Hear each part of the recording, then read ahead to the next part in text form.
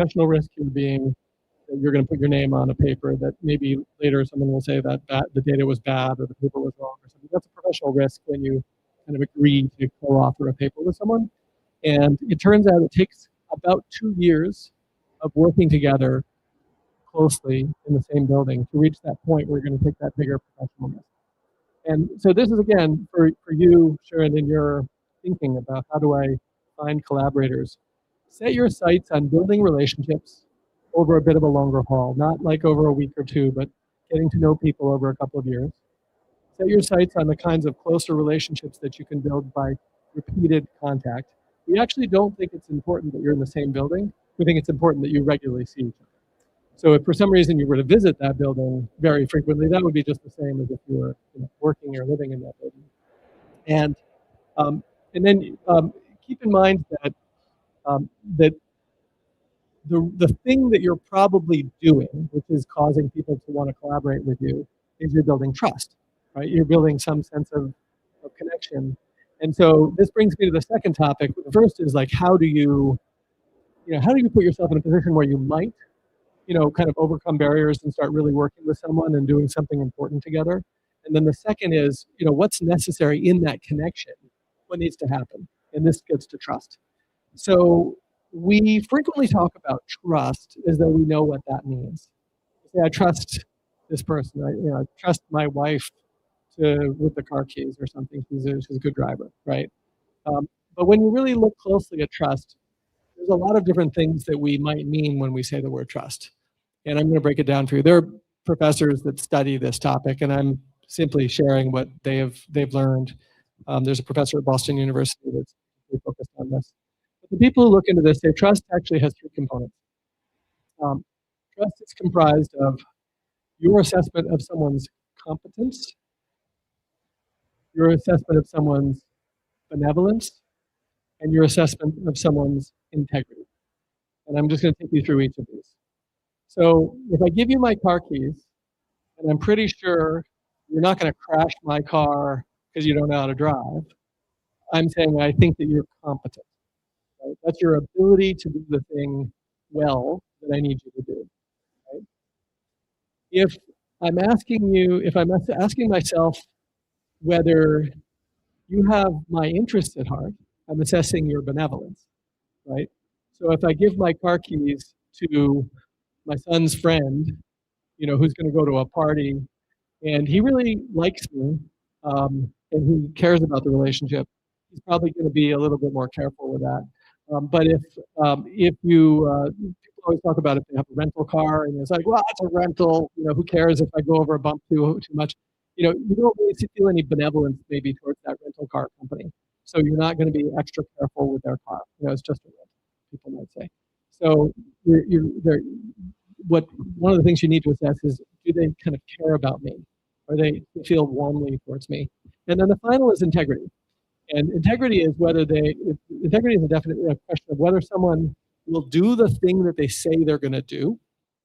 And it turns out there are lots of people who like you but have poor integrity.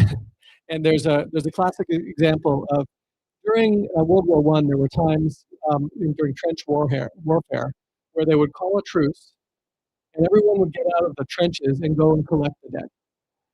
And when you did that, you could be shot and killed instantly because you're out of the trench, you're walking across the field. But it didn't happen during these truces because the commanders on both sides knew that each other had integrity. There's no benevolence. They're actually literally, as soon as the truce is over, they're going to start shooting at each other again. But they could trust the integrity of the other side. So basically, and you probably have friends that want to do the right thing but just don't, and that's an integrity issue. So, or an employee who steals from their company, that's an integrity issue. What we're doing when we're trying to get someone to collaborate with us is we're trying to give them a chance to assess our competence, our benevolence for them, and our integrity. And generally speaking, the only way that we can demonstrate that is through repeated interaction and actions on our part. You have to have some kind of concrete engagement with someone that would give them the ability to assess those things. If you just say hi at an event, oh, what are you up to? And then you walk off, can't build trust, right? So what might you do, right? Let's say you're in Manchester and you go to Venture Cafe and you love this event and you're an attendee and you go up to the program manager and you say, hey, I love this event. I had this idea that maybe we could organize, a session on automobile components and how they're changing in the future. And you might say, well, that's a great idea. I love that. Still no trust, right? But then you do it. You organize this. You get a great panel together. You call ahead. You make sure all the details are covered. You promote the event well. Oh my gosh, she is so competent. She's trustworthy. She's doing the things she said she was going to do. Afterwards, she gave me a big hug, right? So now I trust you, right? And then you're going to want repeated interactions like that. But then when you say, hey, I'd like a job, would you hire me as one of your events team? It's like, of course, right? Because you've gotten over that hump, right? So this is not, I was saying earlier, this is not rocket science. None of this is. It's really very basic. You could probably figure it out for yourself. It's interesting that the science bears it out when you actually look at it in MIT generated charts and so forth. But really, what this is saying is that if you want someone to work with you, you have to build up a sense of trust, and you're going to build that up through repeated interaction and the kinds of real interactions which would allow the other side to develop a sense of trust. So I'll give you a practical example of this that I'm working through right now with my business. So I'm founder of Cambridge Innovation Center. One of my main jobs is opening new Cambridge Innovation Centers like this one in new countries. And we're working on building one in Korea, in a suburb of Seoul. And I don't speak Korean. Korea is an amazing country. How many people have seen a K-drama at some point? Okay, a few. The rest of you, you need to watch K-dramas. It's amazing. Um, that's about the extent of the depth of my knowledge of Korean culture. So I went over there, and we're talking with this major Korean hospital organization. They want to build a life sciences focused shared innovation space. They're preparing to invest huge funds in this, something on the order of like $50 million. One of the world's leading cell and gene therapy innovation hubs is what they want to build. And we're negotiating the contract, and we asked for a 25-year agreement, which is a big deal. The contract negotiations are going okay, but the question is, what basis do they really have to trust us? So they came and visited a couple of our other sites, and they really liked what they saw. That helps. But then they said, hey, before we sign a contract, we'd really like your help, doing a basic design for this center, and then we'll send it to the contractors to see what it will cost to build. And we said, sure. And they're paying us for us, so we could take the risk of doing this. But we decided to do the design before we actually had an agreement to build the center. And then for a period of about 9 months, our design team and then went back and forth in extreme minute detail to figure out every aspect of the design of this new center. And what came out on the other side was they absolutely love our design team. They think they walk on water. There are so many complex problems that they wrestled with together and then solved. It gave us that foundation for trust building. And I would say they trust my design team way more than they trust me because they don't know me that well, but at least I'm the CEO of the company that has this great design team. And that's led them to say, okay, we really like you guys. So as you're looking to kind of overcome these challenges, get corporations perhaps to work with your startup, get a co-founder to quit their job and join you in a startup, maybe some of these lessons about trust building and collaboration could be helpful. I have a lot more I can say. We meant this is a relatively short session, but I'm going to stop and hear some thoughts or comments or questions, reflections from anybody in the room.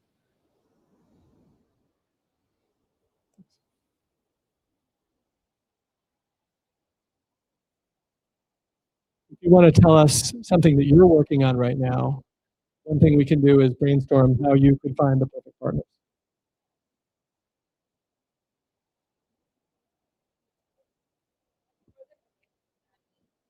This project is the big one. I know, and that is part of the problem that the investment is supposed to be big. We see a lot of startups here that not need that much cost.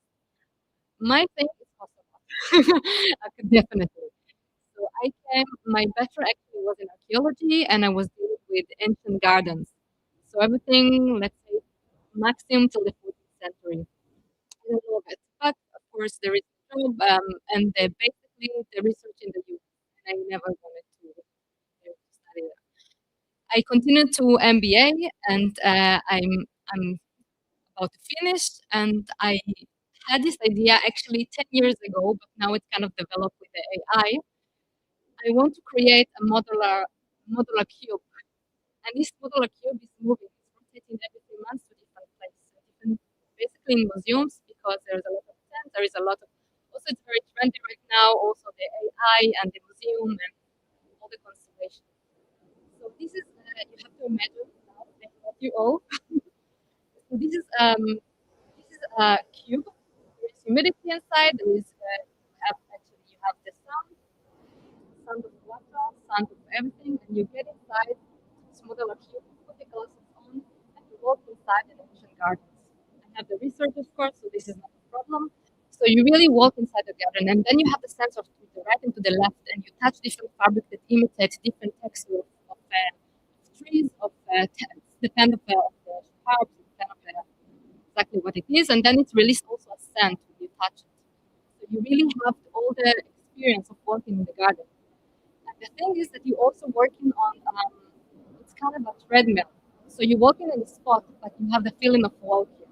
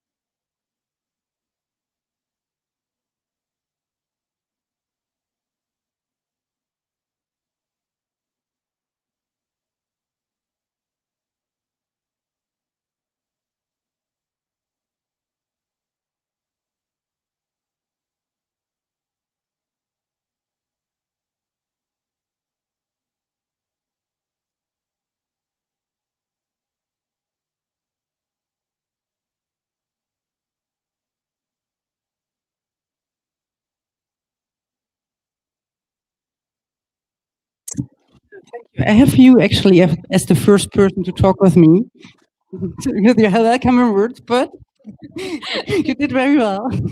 Thank you. We're creating this already this second time.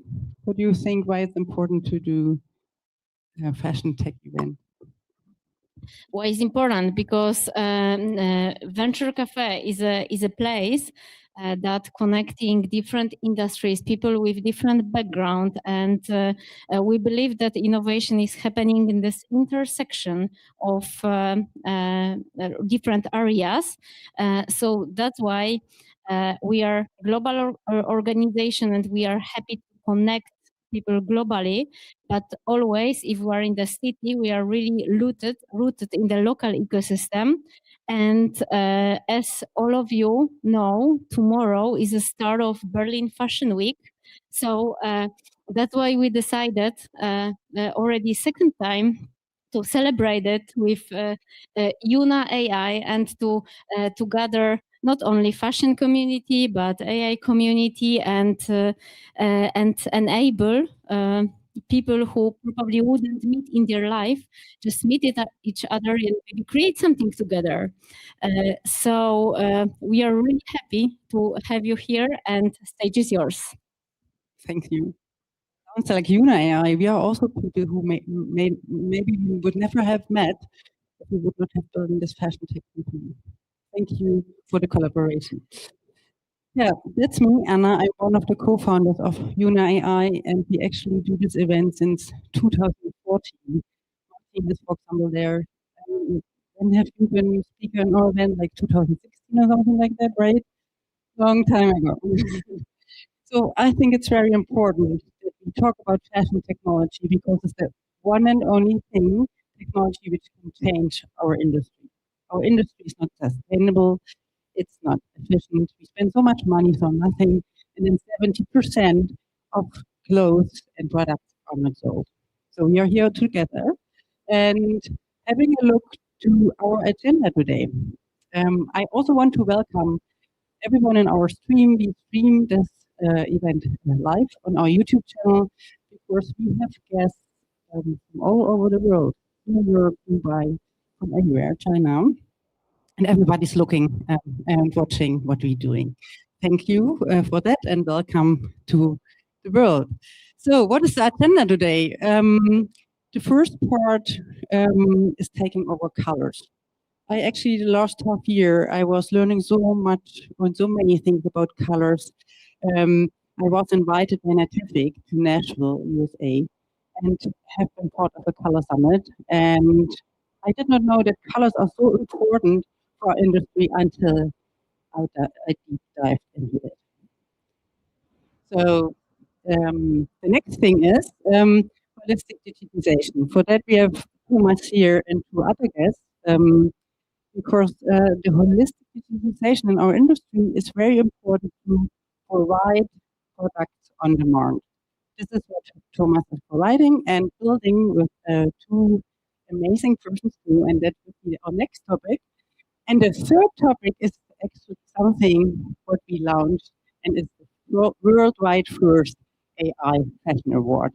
And we had really applicants from all over the world. We had like 121 applicants for this award, amazing designs. And we have three finalists from China, Sweden, and Germany.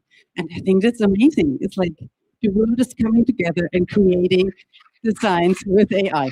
So this is the last part. For now, we start with our keynote coming in from New York. Or I think today she's actually in Costa Rica. She was very inspirational founder. She's a fashion tech innovator, and I welcome now Sylvia Heisel. Amazing, amazing. Thank you. I am so honored to be here. I think, can you can hear me correctly and all? Yes. Yes. Okay. Amazing. So, so honored to be here. I guess I will ask you to put the first slide up then. Can you do it, or you want me to? Let me see. Okay, I see. Okay, perfect. I got it. Okay, amazing. So I believe in the future of fashion. I think that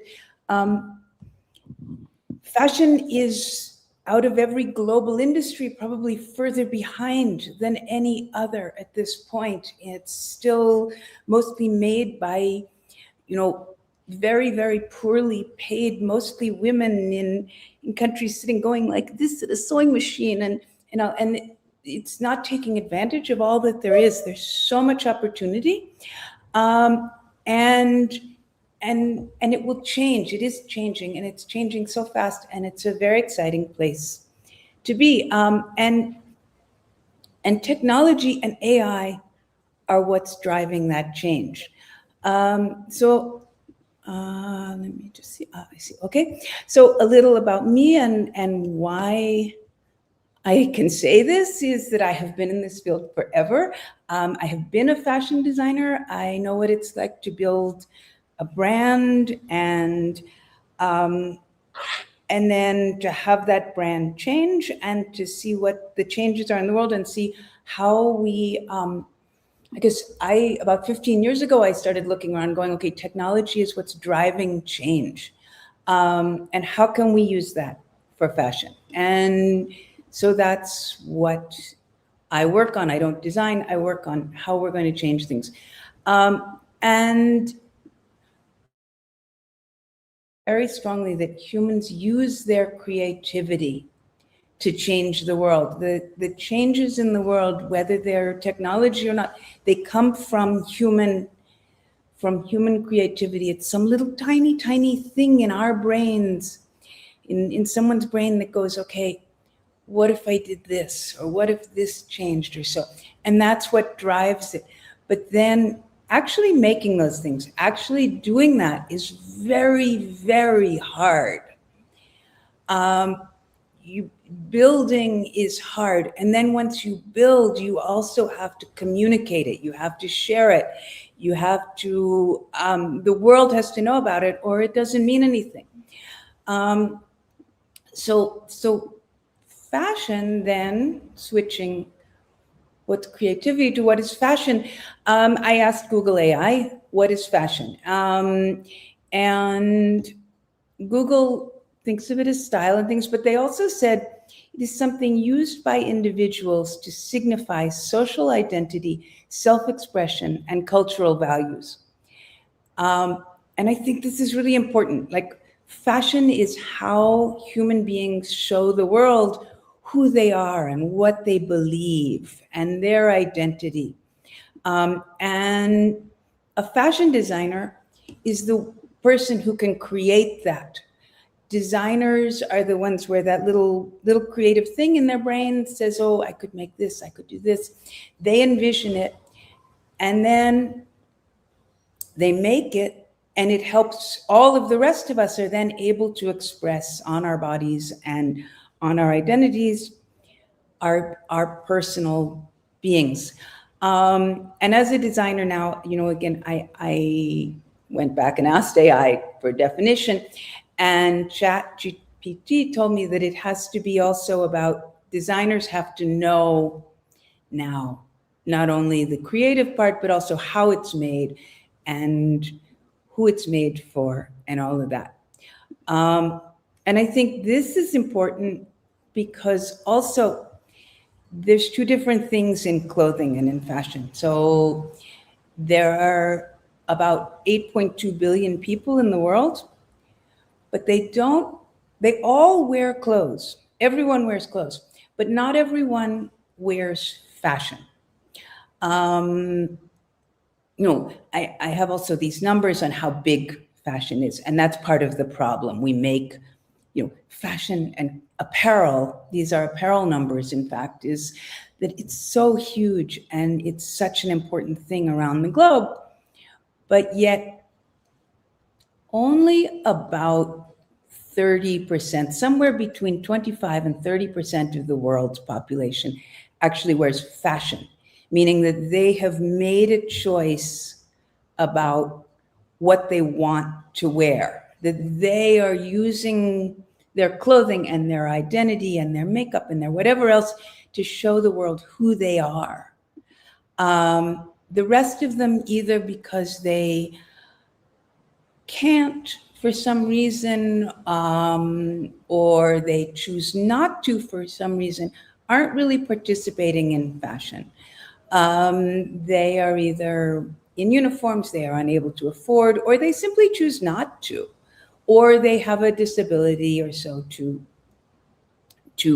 that requires that there isn't something available for them. So we're not, as fashion designers right now, serving the entire world. We're serving the people who choose to be part of it. And I think this is an interesting problem. And it's one that fashion can address now because we have more tools, and the technology is the tools, and the AI gives us a new set of tools to address some of these problems of fashion. It gives us a superpower to change what fashion is and what fashion means into the future. We can design things. The first thing is we can design things that people want, the demand we can, and we have to listen to, as designers, we're successful when people buy our things, when they want. So we have to make sure that we're making things that people really want. And we can use AI to help with that. We can also use it. We can use AI for all these things. We can also design things that make fashion more accessible to a bigger range of these people. This 70%. Well, if we create fashion that is more accessible, some of it's digital, some of it's physical,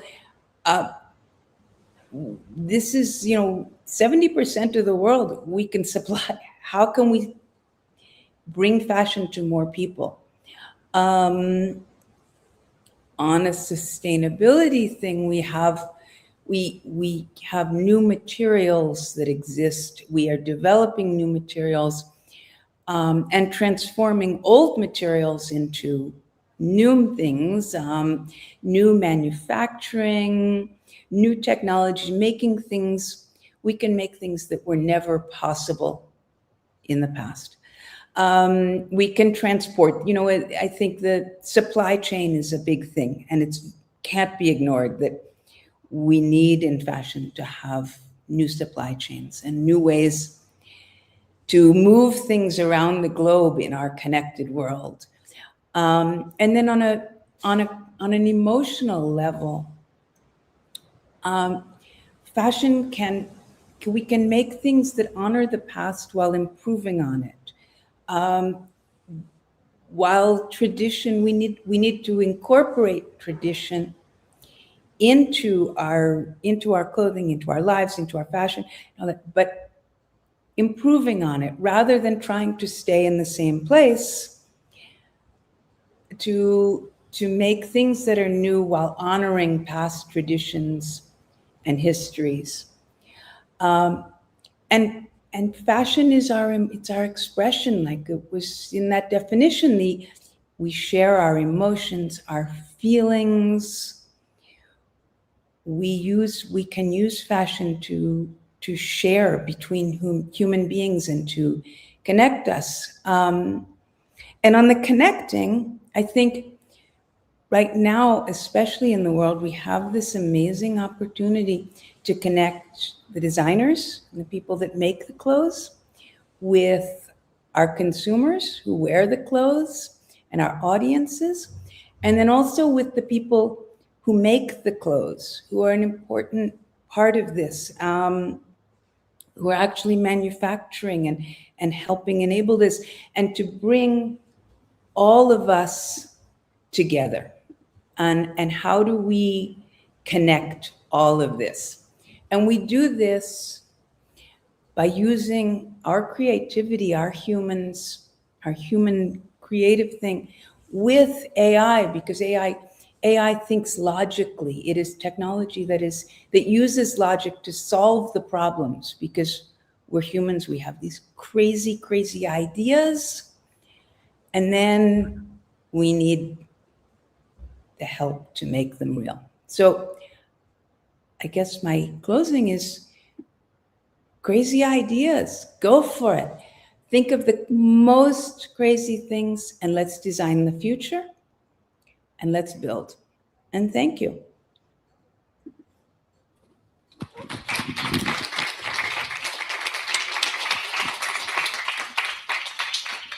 Do you have time for questions?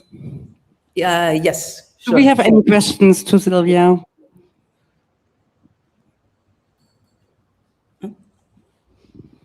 Okay, I have one question. You said you're since ever in this industry. What was for you the turning point to focus on technology? So I think that to me, a lot of the clothes, when I look around and I see what is in fashion, and a lot of it looks the same. A lot of it, everything about how clothes are sold is different than it was 25 years ago, say. But a lot about how it looks is still the same. It's not that different. And there is so much more that is possible. And at the same time, we're also just chasing, as an industry, we just keep chasing less expensive, cheaper labor, cheaper materials. We're going around the globe making more of the same things when we actually have the opportunity to make things that are really new.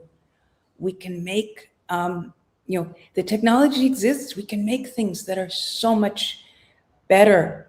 And we need to take that opportunity. And I guess for me, that's been a long process where I started to see that over, 20 years ago, and see it and start to see what was possible. And how can we do that?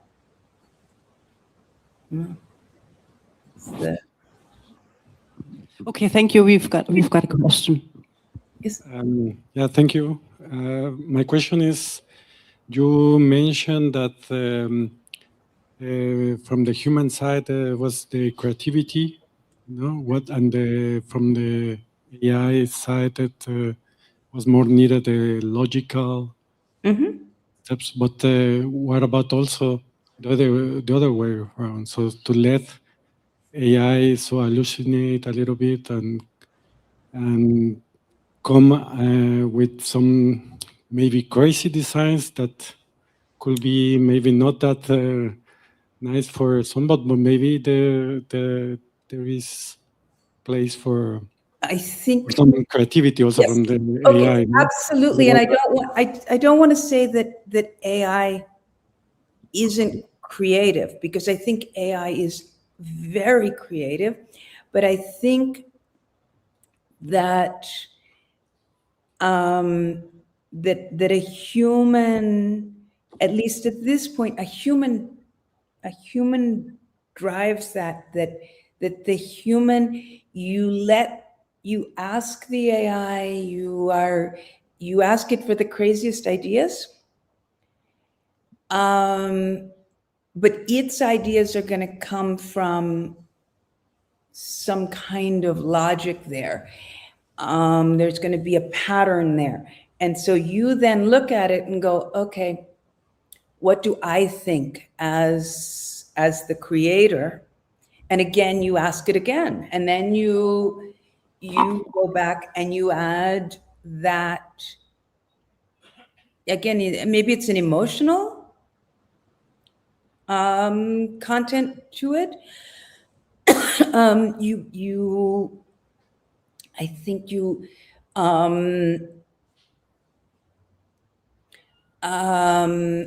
I think the ideas, I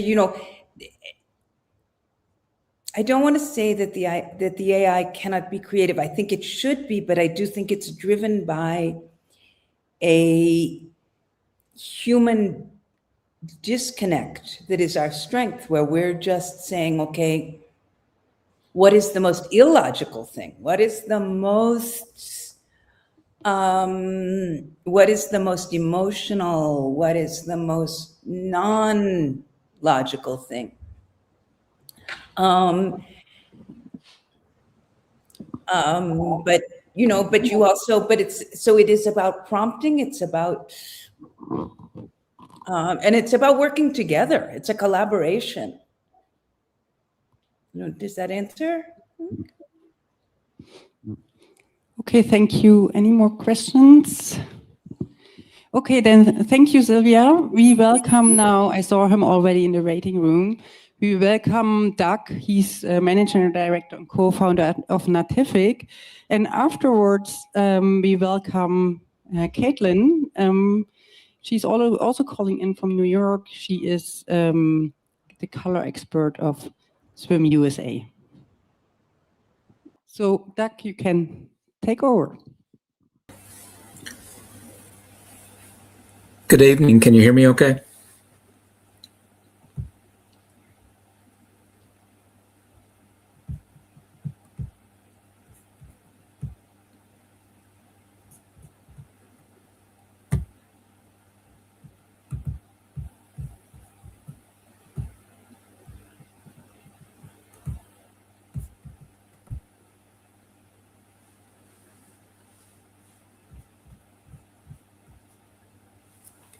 Hi. Hope everyone is doing well. And if you would just confirm that my slideshow is being presented, so I can get started.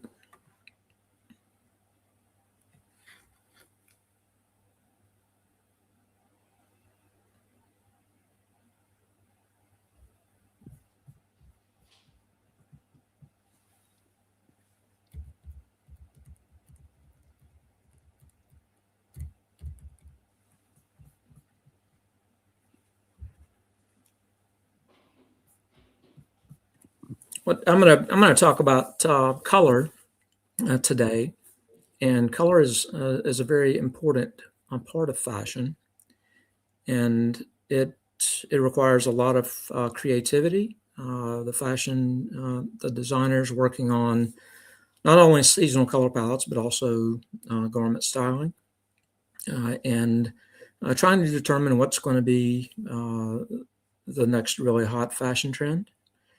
And so that's the dreaming part, or the ideas, the concepts, etc. And then once they find the concepts, they move into the actual design, whether it be the seasonal palette, the specific garment.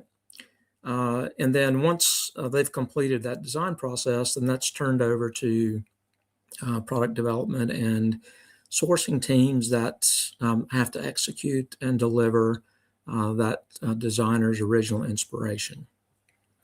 So we're going to talk a little bit more about that today. So color is a critical design element. It differentiates products. It drives fashion trends and determines winning seasonal collections with consumers. And seasonal color inspiration can strike a fashion designer anywhere.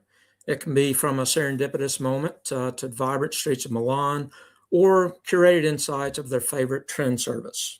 Everyone likes to evaluate used trend service to get ideas on what may be interesting or going to be popular in the next 6 to 24 months.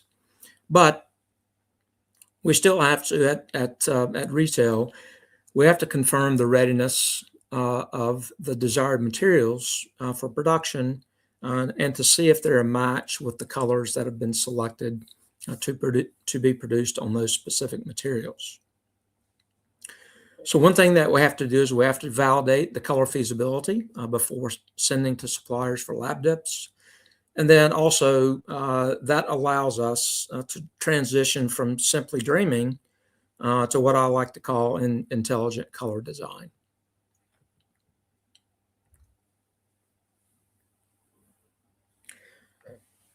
Okay, intelligent color design allows us to produce closer to market. It allows us to leverage digital tools to ensure feasibility. It allows faster execution. And then it also allows brands to pivot when it's required to remain relevant in a specific season.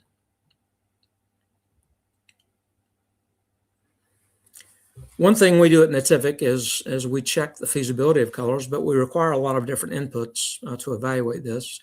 We have to add the inspirational colors from design. We have to know the required illuminants, the color matching specifications, the different fibers that you're going to be coloring, the dye stuffs that are available, the fastness requirements, and then do you need an optimized spectral curve to specify that color out to the supply chain. So once we put all of these details into Voodoo, we then push the big green button, and then that allows us to get the results. And Voodoo then tells us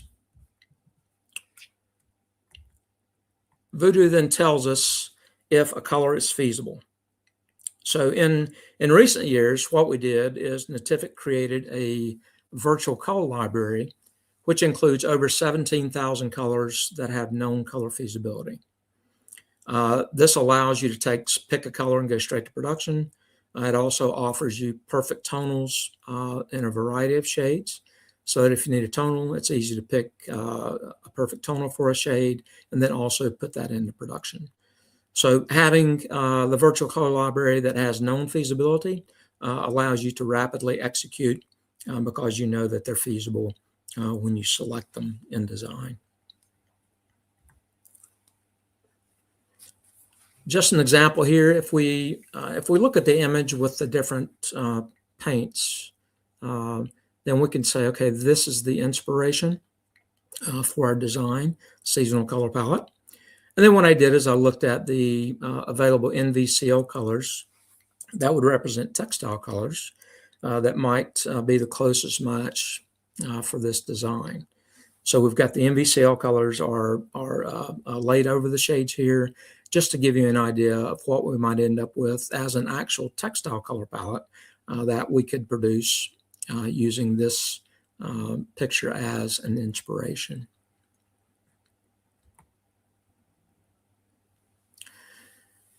So another thing that we can do is we can leverage color data to select the closest NVCL colors or colors in your current library.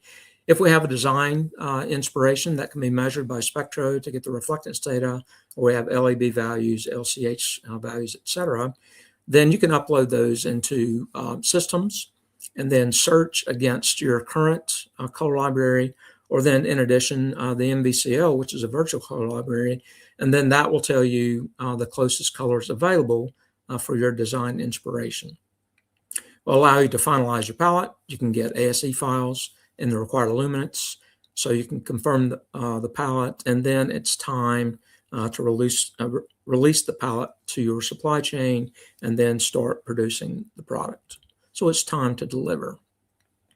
So as we talked about Voodoo, it delivers early color risk assessment. It gives us production-ready color standards, allows design more time to make final palette selection decisions, and then also allows rapid color execution by suppliers, which is critical for the execution phase.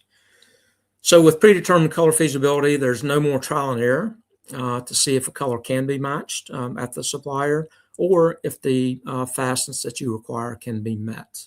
So this is important. It prevents a lot of wasted time and back and forth.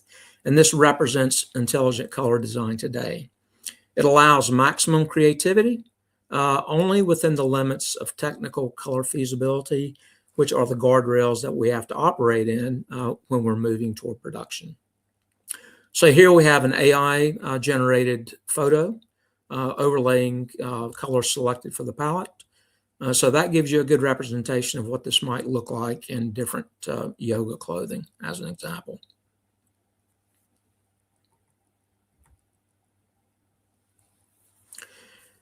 And then we have to deliver the product, which means turning the designer's inspiration into a market-ready product. And that falls to the expert colorist production teams that are empowered by smart digital tools that confirm color feasibility and guarantee uncompromising performance in production.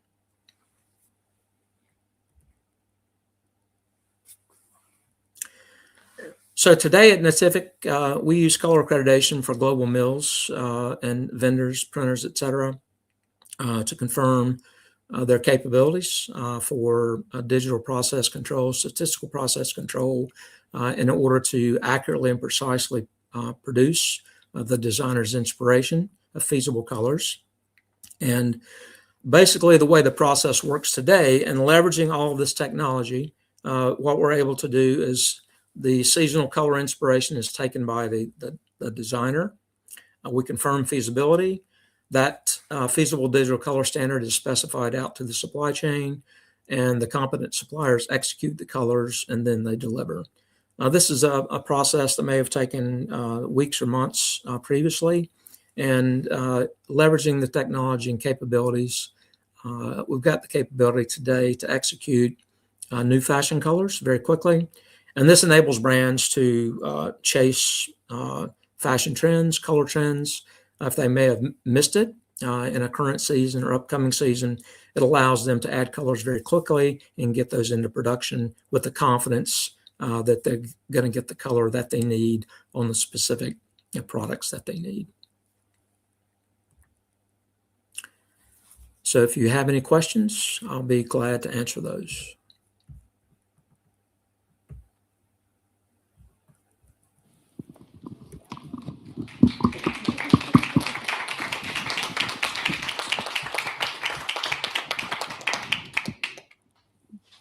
Are there any questions?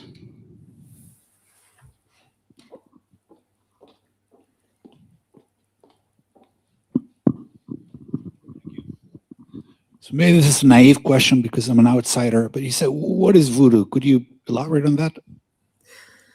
Yeah. Voodoo is an application that we developed that looks at the feasibility of colors based on all those inputs that I talked about. And it does iterative formulation to look at color feasibility from a color matching perspective. And then it also looks at the brand's required fastness performance on washing fastness, light fastness, rubbing fastness, those type things. And it gives us the results and comes back and says, okay, based on this requirement set, it will tell us if it's possible to produce that color on a specific material type and to also meet the required performance criteria. So that's something that Natific developed over the years to support our brand clients in determining color feasibility on newly selected trend colors or on specific seasonal palettes that they may have questions on performance or the ability to match some of the colors in the new palette.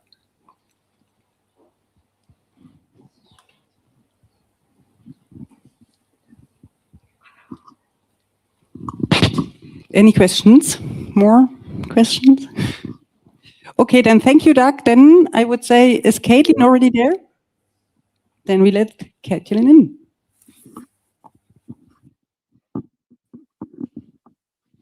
Hi. Good evening. Okay. Evening. Just a moment while I share my screen.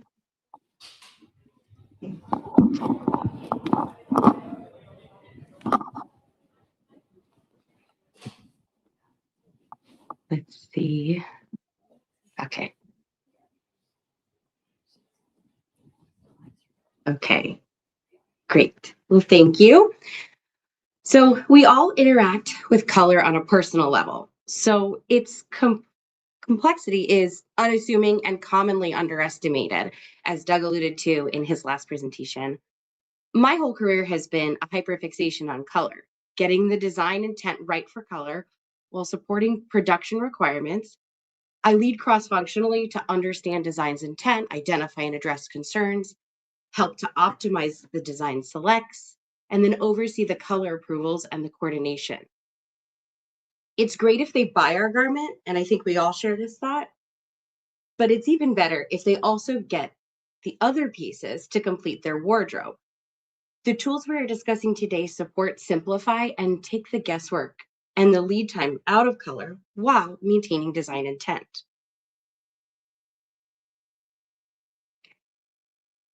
So apparel color achievability, so from concept to production reality. As we see, color inspiration does not necessarily correlate to color achievability on your fabrications. As we all know, if you're putting together a garment or apparel item accessory that's made up of multiple components, maybe they're also coming from multiple vendors in multiple countries, they don't necessarily initially land to be the same color without the work of a color expert and the tools that they're using, such as Natific and now Yoona, to help bring them together correctly and to their best ability and in a timely manner. So what is achievability really? It's the accurate color that's selected to be repeatable and scalable color. So it's great if we can get, for example, the lab dip to match, but the bulk also needs to match. Is the bulk 100 yards and it's under a minimum of a dye requirement? Or is it thousands of yards and we need to sort through and group shading? All of these are tasks that a color expert such as myself would be doing in their day-to-day job. And I like to explain this because, as I know in my day-to-day life, not everybody is aware that the function exists or how it can support a company and really lead to success at the retail level. So all of these things are influenced by fabric type and fiber content, the dye method and the chemistry, the finishing processes, the production variabilities, and of course, lighting. You might know that you purchased something in store and it might look to be a black, and then you get it home and it feels like it's brown. You could purchase something that is purple and it get home and it feel like it's more mauve or could be pink. And that's all lighting.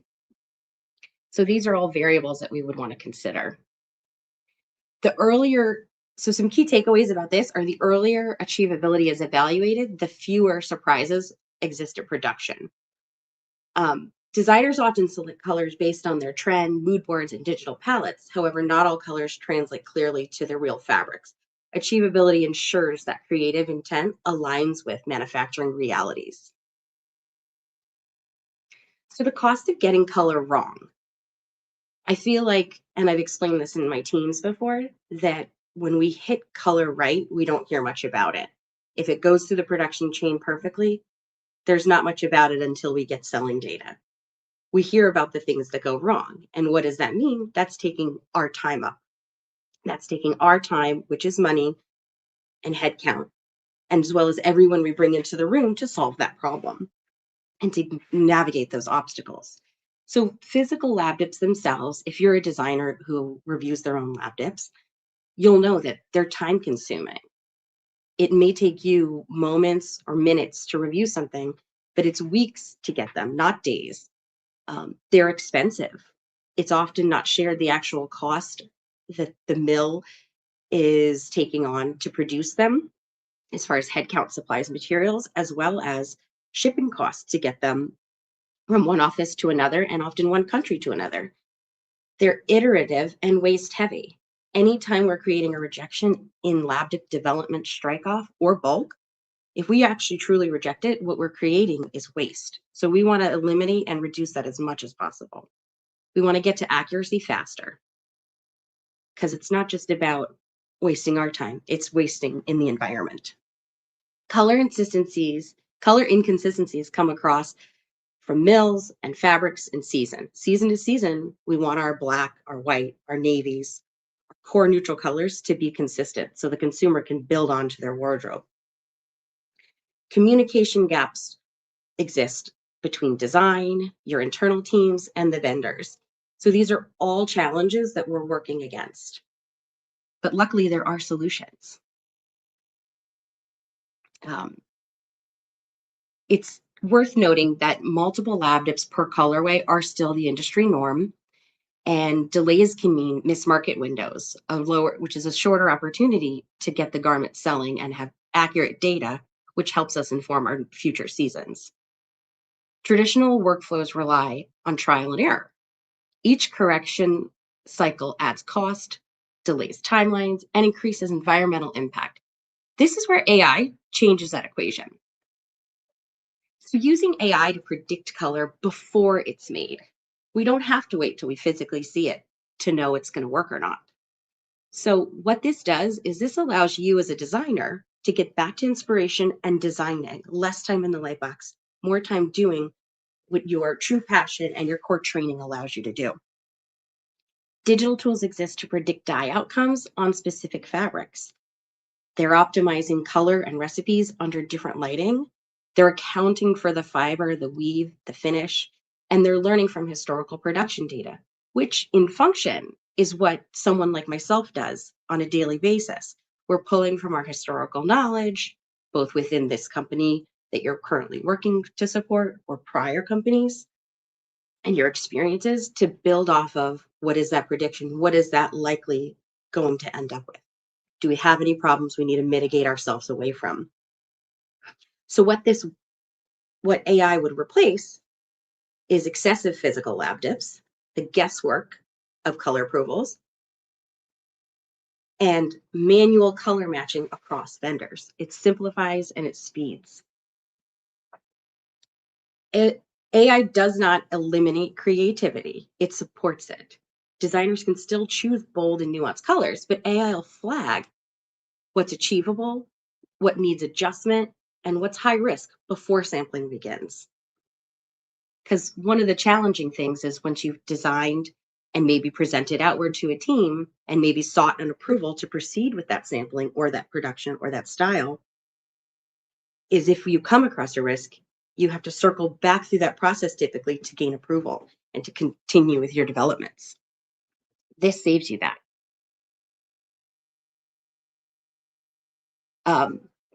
So with that, in closing, when color achievability is addressed early, teams gain speed, confidence, and sustainability benefits without sacrificing design intent. Essentially, AI turns color from a risk into a competitive advantage. Thank you.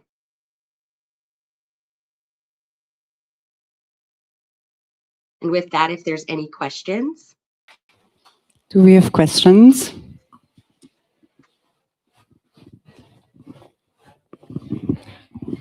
Hi, I just wanted to know the name of some of the AI tools you use. Is it publicly available? So one good one that I can share is Natific, as it's relevant here, and Doug gave a great presentation on it. That is a highly reliable source of data input. Oh, yeah, thank you. Of course. Another question? As well as Yoona's integration with Natific. So I think that we're just stair-stepping the partnerships here. Thank you, Caitlin. Yeah, of course. Another question. I'm running. Careful. Thank you. My question is in your experience, AI also now capable of giving more information about the perception of the color by different people? Like we know 10 years ago, there was this debate about the dress is gold, white, or blue, black. Yeah. Is it possible now to have AI to say something about this? Or, for example, also another more practical use could be for colorblind people. For example, to say something about the code. For example, this color will be perceived by people with color blindness in a different way, no? So yeah. So I think there's a few things there. AI is as strong as the data that you're putting into it. So I think where this gains a speed is teams and companies such as, let's say, the data that Natific mentioned providing holds a vast amount of data against colors and how we can expect them to formulate. So your AI, as we know, is as strong as the data input. So if we're reaching these databases and we're utilizing them, it's also adding that speed of not stopping to check to do it. The speed that this integrates with Yoona is that it would expedite it. So you could enter it and you could get your information quickly across multiple components within that garment. So I think that is allowing speed. I think to go over to the dress from 10, 12 years ago, that is more, I think, a lot of that was screen and how color is captured. I think instances like that socially just propel the conversation and further educate the industry as well, and highlight a real world examples of how screen calibrations vary, as well as photo capturing can vary, and how that portrays to the consumer. And it keeps you very considerate of how is my consumer viewing or seeing my product, and what inputs can I put in, or stopgaps can I put in, and that might even transcend through to your marketing team who's setting up your website. So like, what can we put in knowing that certain colors might have risks of being altered visually? Then let me see, the last piece you said was about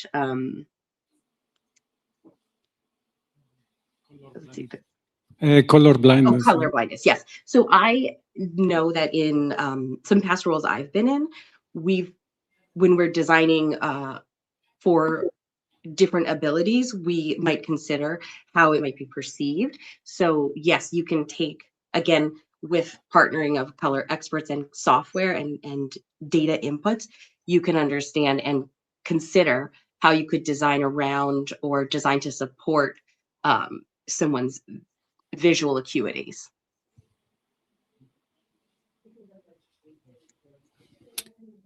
Okay, thank you. So we are coming on now back on stage. I bring somebody in person with me. Janet Best, we're a color expert working in multiple brands like Marks and Spencer, right? I would say after everybody talked already, you could present yourself shortly. I've been working in the fashion textile industry for 30 years, mainly or solely around the world of colour. I started off my career at Marks and Spencer's, developing colour management systems, particularly on digital. I also did some work with Burberry, and then also with CNA, set up their global colour management system, and then popped over to Russia to set up colour management for their largest fashion textile company. So I've come from the place where there wasn't, unfortunately, a Natific. And I had to find out how to use colour measurement, digital, build my own colour management communication system, and what are the rules for doing supplier self-approval. So I've come from the very beginning right up to being partner with Natific, working at the cutting edge of where everything is new and exciting. Thank you for being here and traveling to Berlin to be with us on stage. You're welcome. We have the first question. This question is like we always talk about, also in our calls, is who owns colors in a brand and who should actually own it? Maybe you start also, Janet. Well, I think when we're doing color development at that beautiful inspirational stage, the designers definitely do own it. Then we get to this bridging of, there you are, you go and make it in production now. I've chose the colors, they're beautiful, they're going to work, and they usually are beautiful. But off you go. And if it's not right, it's production's fault if they're not matched properly. So ownership of the colors actually belongs to everybody. And getting it right is just like building a house. If your foundations are wrong, it's expensive and a long-winded process, and it may not be what you wanted. So designers really do have to step up the game and take more interest in the whole product cycle. Now, they don't have to become dyeing and finishing experts. Have that, we've got Natific. So they just need to have an awareness and use the tools, because designers, the lifeblood of a fashion company, otherwise all fashion companies would be exactly the same. It's their uniqueness they get paid for, that their companies want. And so they have to just make sure they keep that. Equally, what they say they want in a color, as Doug said, can actually be made, because if you send out a piece of fabric or a color that has poor fastness, you're going to get something really horrible. And the answer is take it or reject it and have no product. So the whole supply chain doesn't make any profit. So color belongs to everybody, but it starts with design. I see Caitlin nodding all the time. What is your opinion? I know your opinion. You have a strong one. Please tell us what you think. Yes, exactly. I agree. It's owned by everyone as a cross-functional team, definitely selected by design. And I think now more and more we're seeing insights come in, and insights come in for that trend selection, come from our sales team, our marketing team. So I think building to get that right color, it's just the same as color and data. It's cyclical. We're feeding itself, like past experiences are building on that. It's interesting to see what at different roles that I've been at, even in myself, where the handoff can be for color from design selection and trend selection. I've been in some roles where it's as soon as it's selected, design will see no lab dips, they'll see no strike-offs, they'll see production maybe one day.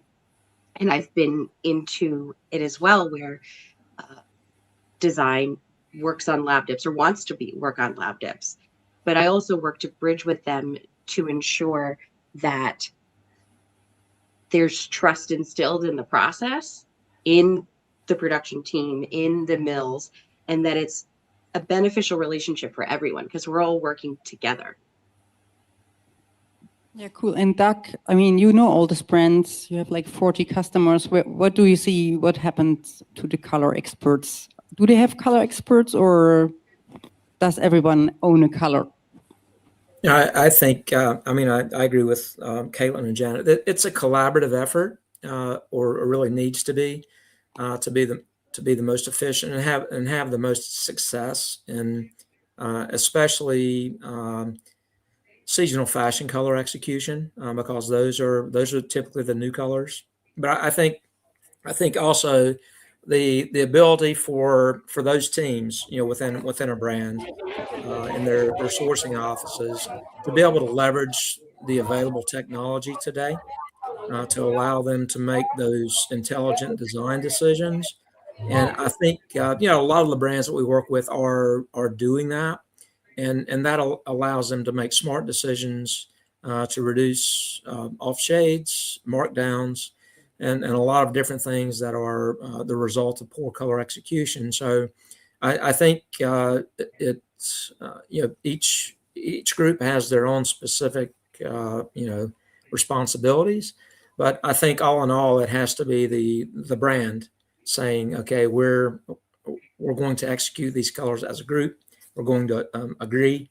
Do we want to take a chance or business risk if something is not going to not meet perhaps a certain fastness requirement to chase a fashion trend for color? So those are the type of things that those teams have to come together and agree upon, and I see it working. So I think using the data, the technology is becoming a lot more common than it was 10, 15 years ago. And when color decisions done in the process, in the beginning, all the time, or at the end, what's the right moment? Where in the process are colors coming in? Well, a typical large retailer will have 20,000 color submissions coming in a year to be dealt with. Crazy? Do you really want to be looking at those? No. So that has to stop. What is a lab dip? I'd like to say, does everybody know what a lab dip is? The purpose of a lab dip is to prove to the mill in their internal processes that they can dye that colour in bulk production. It is not a swatch to send to somewhere else halfway around the world. Do you like it? And if you let suppliers off the hook, or you teach them that they can send something to you and they must have your signature on it, you're doing yourself a disservice, because you've sent them the colour you want. The colour you want is that precisely, not 5 or 6 variations of it to choose from. So you have to be very clear and very firm. And when you do that, they actually like it as well, because it saves everybody all the things that Caitlin has said: time, money, sustainability, environment. And yeah, and they love it. Once they start doing it, they absolutely love it. And I just have to say, 20 years ago, dyers were being sent digital data, no lab dips, self-approving, and it works. So you've got all this wonderful, powerful systems now that you just need to look at how you work and integrate them into your system. And do a trial to start off with. Prove it to yourself, because you do have to feel comfortable, and then just go for it, because the only thing you can benefit is more time to be creative. That's what I always say. What about intuition? So data, intuition, what is your opinion, Doug, Caitlin? Should we work with intuition, or only based on colors, or is it a mixture based on data, or is it a mixture, some colors with based on data and then some by intuition, or how's this? I think Intuition. I think intuition comes in right with when you're trend selecting and trend, but also in my roles of trend color forecasting, I didn't do so without data input, right? And it's what is your data source? And maybe it's other creative data, maybe it's sales data, etc., that influences. But once that color is landed on, and maybe it's not that specific hue that is finally landed on, but once it passes from design to development, production, whatever then your next step in your team is based on the size, at that point is where you're really going to influence and really are taking the data, because then we're selecting, will these colors achieve on my fabrications? Because I think that's often an opportunity for designers to a growth opportunity for them, is that we're making sure we're selecting colors for materials. So we might want neon colors, but if our output is cotton, we need to understand what's that dye technique to get there. Are we even aware of pigments? Can we afford them, etc.? And accept, as Doug mentioned, can we accept the color fastest risks that are inherent? Does that work for our end consumer? And does that work for our company's picture of sustainability?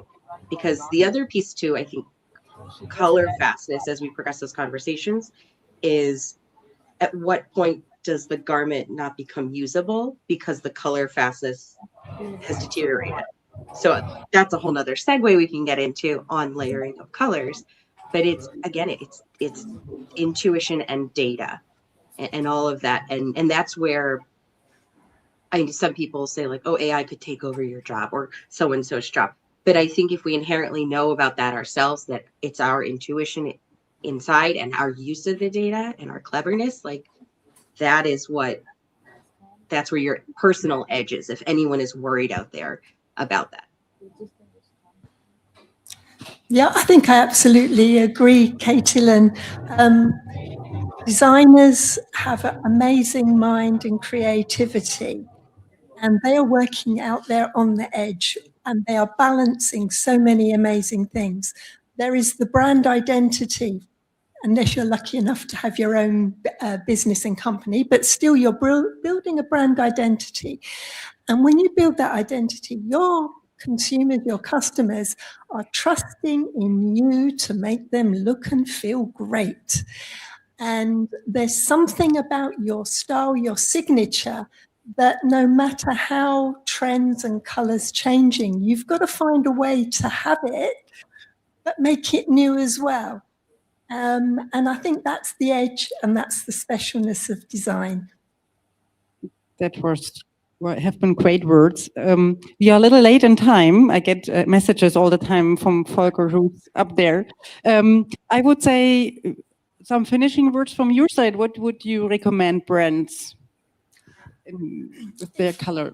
I would say if you're not using digital color, start straight away. You will be surprised how much empowerment it can give you to produce better colors, but also just everybody in your company is going to have a much happier life because they'll be doing what they've been paid to do, which is innovation, be it in colors, be it in fabric, be it in design. And everyone's got sustainability as one of their must achieves. The only way you can be sustainable is if you are right first time. Mm-hmm. The minute you're not, bye, failed. So I will leave you with that. So if you're interested in colors like I am lately, we can have another call, we can set that up and we can have like conversation about colors. And thank you, Janet. Thank you, Caitlin. Thank you, Doug. I hope you have how's the snowstorm. I hope you have like electricity and everything. Oh, yeah, you are here. So that means you're. Yeah. I'm in Turkey, so everything's good. Yeah. Thank you. So thank you, Janet. Okay, thank you. So next. Thank you. Yeah, thank you. So Thomas, you're on stage next with us. You're talking about your new project, and I'm looking forward. Thanks. Oh, I talk.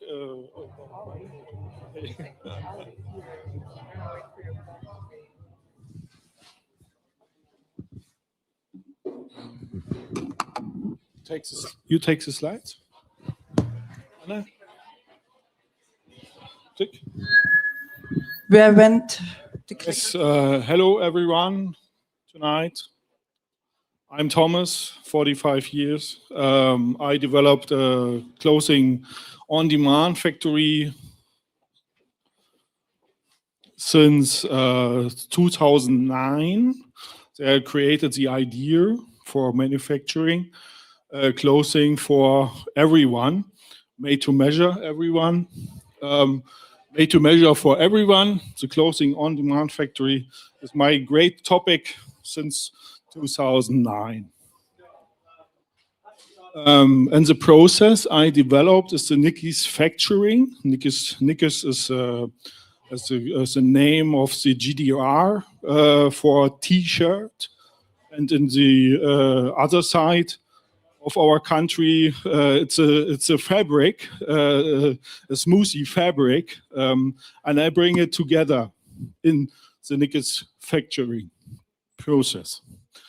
Yes, I develop this made-to-measure for everyone with Humanetics Group. They have the technology for scanning your body. The Gage Consulting is a pattern-on-demand developer. He works with Graphis. Somebody know about this tool, and we can collect data and making shapes automatically. And the Uniface Ventures Group is my own group. I developed for investing in projects, in own projects or other projects from different companies. Yes? Okay. Next. That's the team, the development team now. we are working together with Stefan and Tim of Humanetics Group. Great founders, great people. I collect them over years together. Okay. Yes. We are the development team. And I'm open to all the questions you have. And outside I have an exhibition stand where can you ask me something else, what you need to do, or what you want to do with me together. Okay? Okay. Thanks a lot. Thank you. I invite you also to stage with me, because I should have Claire from the Digital Fashion Week New York online, and also Stefan came in, right? Yes, join, I right? think yes, you will be on. Good evening, everybody. Greetings from Switzerland. Hello, Stefan. Hello, Stefan. Hello. Greetings from Switzerland.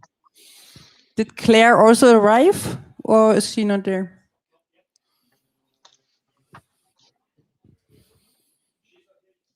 Okay, then we just talk about your project until Claire arrives. I hope she is not stuck in winter storms and cannot join. Okay. Yeah, let's talk a little bit about, I mean, your project, guys, is about holistic digitization. Oh, maybe, Stefan, you want to present yourself. You almost forgot that. Okay. My name is Stefan. I have the Gertsch Consulting and Modevision company founded in 1997. And since there, I have developed solutions for the fashion industry. Because on one hand, I'm tailor, on the other hand, I'm IT expert. So I combine both worlds together to bring out good solutions for the fashion industry, especially for the fashion industry, which are working in business models like made to measure, mass customization, or also sustainable business models. Super. So your project is like about holistic digitization, right? You want to digitize the whole process from A to Z and don't want to do anything by hand anymore, right? Or want to explain a little bit what are the several steps? We develop a process together from the fashion room or as a fitting room to the delivery to your shop or your home. And it's a holistic digitization. You can think about circular economy. And we did not from A to Z, we did it from A to A. Yes, it's a circus. The whole circle, yeah. The whole circle. It makes totally sense. Yes, and I have just one idea. Maybe Claire is in a different link. Can you have a look? Because I sent her also a placeholder. Maybe she got a little bit lost in the virtual world. Interesting. And what part is you? I mean, are you just the lead of the project, or are you also bringing in one part in? I took the tools from Stefan and from Tim to develop the whole process in the Nikkis factoring process. Stefan has great tools for customization developed over decades, over so much years. Yes, Stefan, you know about more as I.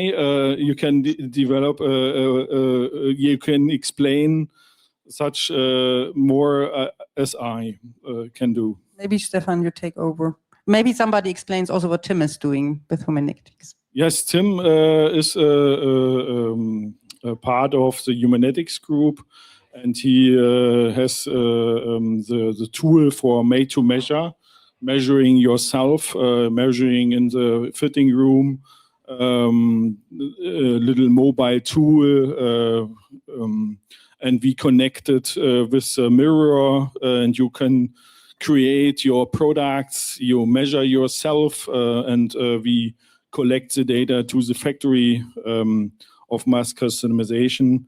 And then came the tools together from Stefan. They automated the process to cut, sew, print, stitch, and pack and go to home or shop. So Stefan, what part have you in this project? What is your company doing? Yeah, we bring in the platform POD, pattern on demand. You know, in the whole process, we have different IT systems like e-commerce, like ERP systems, like CAD system, and our platform POD connect all these systems together. So we take over the orders from the e-commerce. We have an own e-commerce configurator as a plugin for WordPress. And then we can take this order directly, and without interface, we go directly to the CAD system graphics to generate the patterns, the right markers for the cutting room, and then also to make the tracking through the production and after sales services and so on. It's like a continuous digital thread through the whole workflow, which we can offer. And why did you come to this idea? It's like, what is lost in fragmented systems? Why you want to build this holistic system? I think it was impulse in 2009. I think about a new industry in the fashion industry. I think about what's the next step, what we have to do. You have the overproduction, you have the ecological problems, and what can you do to solve these problems? And then I created the process and talk about the things we have to do with other people in the fashion industry. I don't know about the fashion industry in 2009.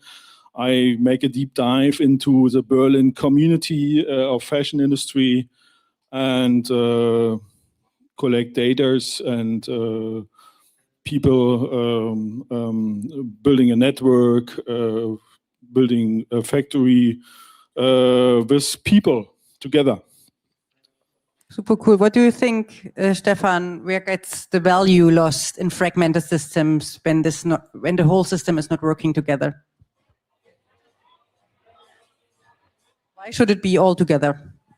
Yeah, it should be together because today I see often the situation that we have a very good e-commerce web shop platform if we go to individualization, but then the people must re-enter the order again in the CAD system.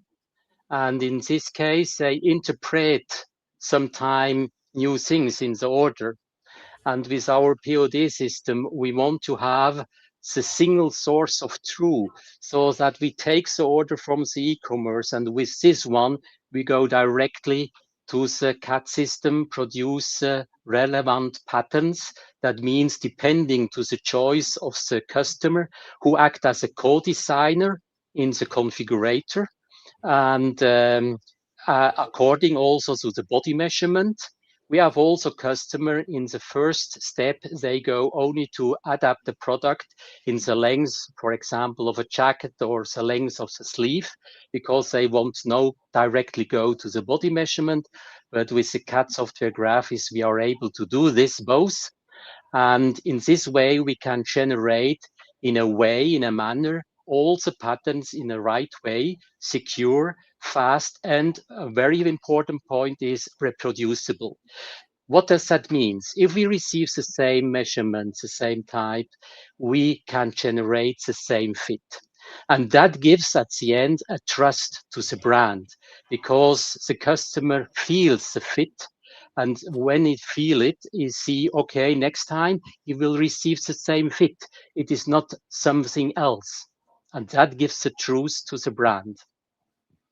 Do you have maybe some numbers like cost reduction, speed, something like that? What can you already give some numbers? What brands gain if they use a holistic digital system? Yes, speed and cost are side effects. The real value is that they can make better decision and in real time, because it gives brands a control, a transparency, and predictability instead of assumptions. Because they have the data all, and you must know, you must work a big world in behind. and that is also the supply chain you must manage in behind. And to make the digitalization happen, to scale up this business, you need a digitalization through the whole workflow. Yeah, interesting. Do you have already some ideas or data around speed, cost reduction, selling more maybe? We want selling more, but customer focused. We focus the customer needs, and that's the focus for us in the factory. We want to deliver in 24/7 each day. It's possible. We have to trim it over the time. If you want to buy something, you have accept that there is a process, is an automated process, but it can. We have to automate it. The sewing station. We made it in Berlin. I was just thinking about that. Yes. There are some people who can help us to making automated sewing in Berlin. A.C will do it. They are not on the board, but we are on an onboarding process together and look for a new machine. Yes. Yeah, that's very interesting. Do you want to also only do it as your brand or Nikki Factor, or also providing all of that once proved to other brands? It's open for every brand. We have an own brand, a Nikis, but we are open for all brands. What do you think? If I can jump in a little bit here. Of course. So our platform is also made for white labeling. So that means especially in the B2B channel, we speak about white labeling. So a manufacturer is also able to produce for other companies. And we are prepared for this to scaling up also the business. Interesting. Welcome, Claire. Happy to see you. Hi. Just jumping in with you. Maybe you present yourself to everyone, and then maybe you jump directly in, and you can say, tell everyone your opinion about holistic digital fashion and your experience. Sure. So firstly, introduction. I'm Claire Tattersall. I'm the founder of Digital Fashion Week. We have events in New York, London, Paris, Milan. We have our next event in Taiwan, looking at everything about the digitalization of fashion, every touch point of technology on the fashion industry, from concept to consumer. So I think I missed the question, actually. Yep. Yeah, we talked also with you about holistic digitization in brands and what is the benefit and why should they do it and why should they digitize everything from the beginning to the end, maybe also then show in a digital fashion week. What is your experience and why did you actually found Digital Fashion Week? Maybe that was the reason, also something like that, or what do you think why digitization is needed? Sure, there's a lot of questions there. Let me unpack one. Let me unpack one at a time. You know, you start talking. So the digitalization of fashion. I'm a firm believer in 3D, that we can only really have true disruption in the fashion industry when we go back to 3D. I think we're in a little bit of a lull at the moment. We've moved slightly away from it as an industry with the low-hanging fruit of AI generation of images. I think there's enormous value, and I'm sure that my colleagues here on stage were all in agreement about this as well, that when we have 3D, we can really understand what fit is. Without 3D, it's photo fitting. But when we have 3D, we can really understand what fit is on the human body, on our avatars. 3D is a language that can run through fashion. Everything from initial design through to communication with producers, testing out elements from the supply chain, testing out fit on the customer, being used for marketing materials. How can we take 3D assets and connect to our potential consumers, and how can we connect with our actual consumers as well? So it is an invaluable, I think of it more than just a software. It's really a language that runs through everything. And do you have some numbers about benefits like cost reductions or speed or even sell more? Well, so there are many touch points here, and it's more than just looking at how 3D affects us. We can look at when we have virtual fit and we have realistic virtual fit as well. Then I believe the last stats that I looked at is it is 60% more likely to end up in a shopping cart, any fashion item, and it is 74% less likely to be returned. My colleagues here, I think, are more involved in the actual stats with that. So I defer to them if they have any updated information. But yeah, I mean, it's making a massive difference to brands on many levels. But it's not just about the physical fashion process as well. It's how can we take these digital assets then into the gaming industry. That I can tell you some stats. It is a $20.17 billion industry, fashion in virtual fashion in the gaming industry, the selling of assets, enormous potential here for brands, but not just potential for actually selling these assets, but also for how do you connect with your consumer?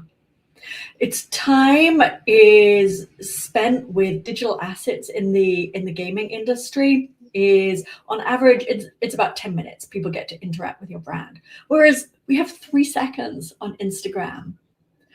We have maybe 3 to 5, 10 seconds on TikTok. So when we have this language that we're creating with digital fashion, we can use it in many ways, everything from concept to beyond the consumer. Yeah, but I remember when we launched Digital Fashion Week here in Berlin, we had it's also like a benefit. I mean, we had like half of people coming into Digital Fashion Week and having looked to the brands have been from Germany, but all the rest of the people have been from all around the world. And I think it's a benefit what we wouldn't have if we would only work with physical fashion, right? Oh, absolutely. So joining through XR is an amazing opportunity to bring people together. And when we are in XR worlds as well, we can experience the physical elements from the people who are in a physical space. And there are also the opportunities for your avatar to dress your avatar as well. So I think when we are entrenched in the physical world, I think it is very easy to overlook what the opportunities in XR are for fashion designers, but they're huge from a point of view of brand recognition, but also for sales. If we're actually in gaming, there are 90 million daily users in Roblox. That number alone has to be astounding. There are 3 billion gamers worldwide. So it's about 1 in 3 people are playing games. These are enormous figures. It's not just Gen Alpha. It's not just Gen Z. It is everybody. Sorry, not just Gen X. Yeah, not just Gen Z. So we have massive numbers of people who are playing games, who are interacting with digital assets. The opportunity for designers.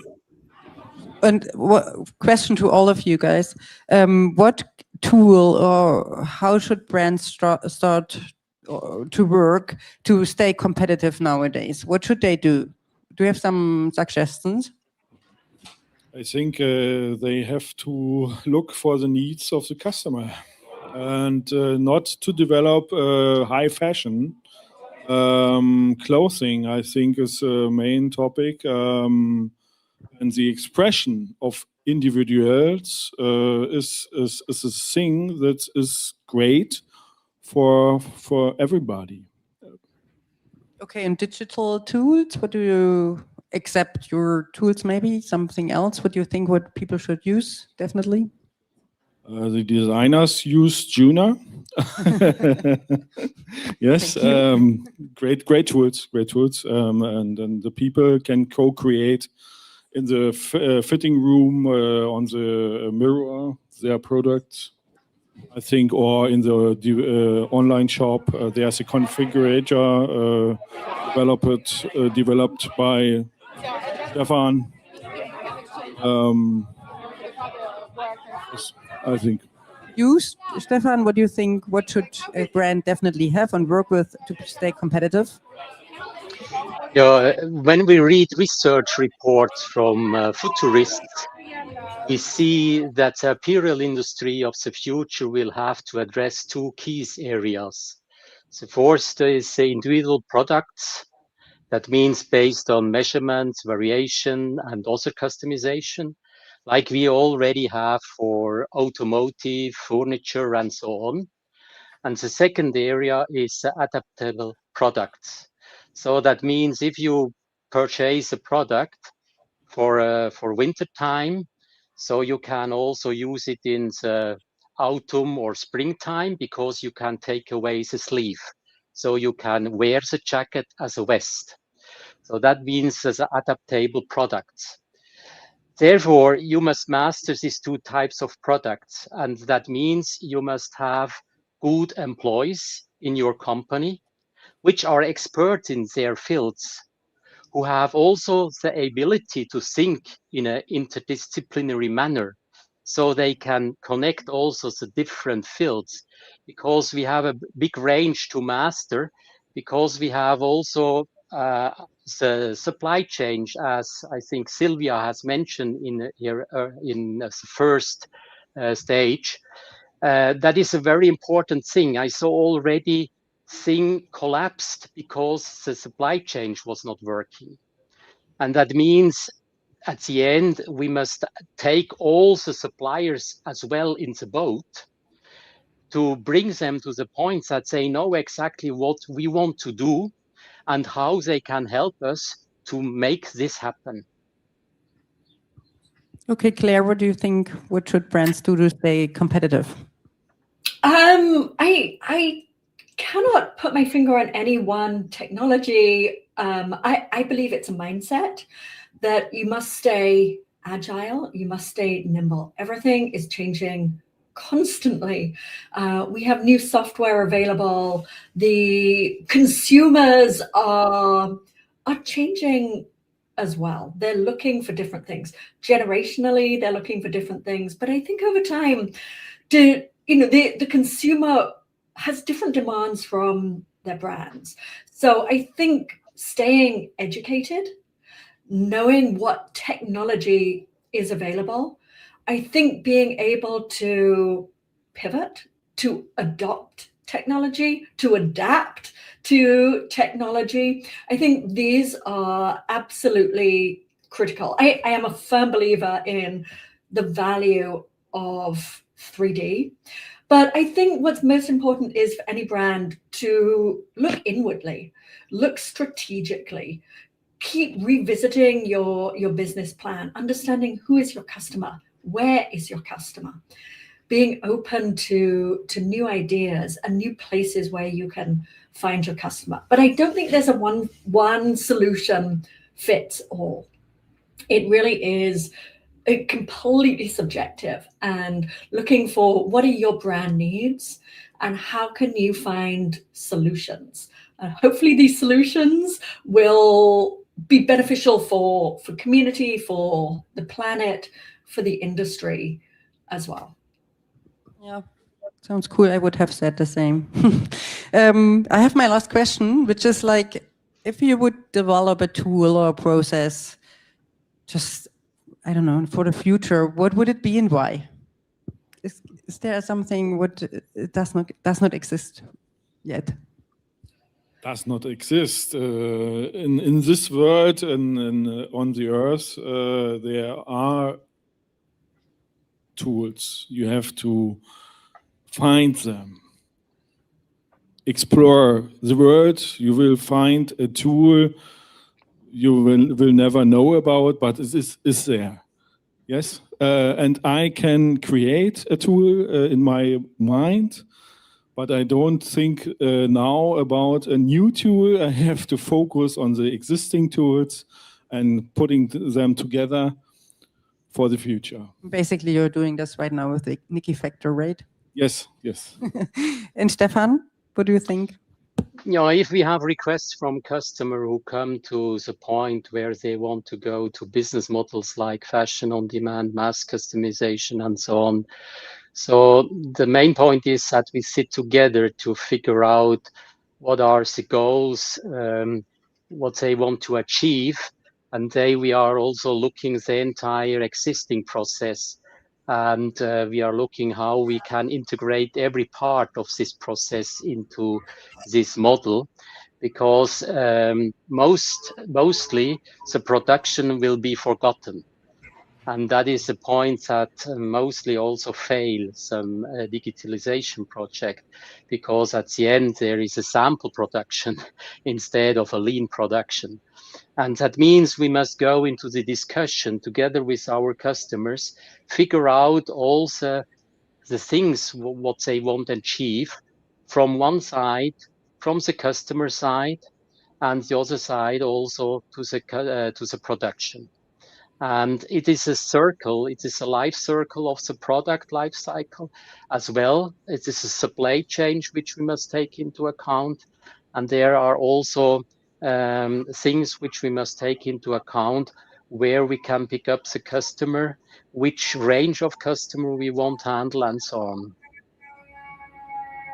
Okay, Claire, what do you think? Yeah, so I very much agree with Thomas and Stefan. I think a lot of things are actually out there. Sometimes we have to create new pipelines, which is something that we do at Digital Fashion Week, is we try and put different technologies together and show how you can create new pipelines for yourself. I am a huge fan of virtual fit, how this can lead to on-demand manufacturing. I very much look forward to a world where I can, my body data will be on chain as well. So I will own that data, not big technology. And my fit avatar can live in the and my AI agent can go and shop for me and bring these ideas and evaluate what my tastes are, and then present me with ideas, because I really, really hate shopping.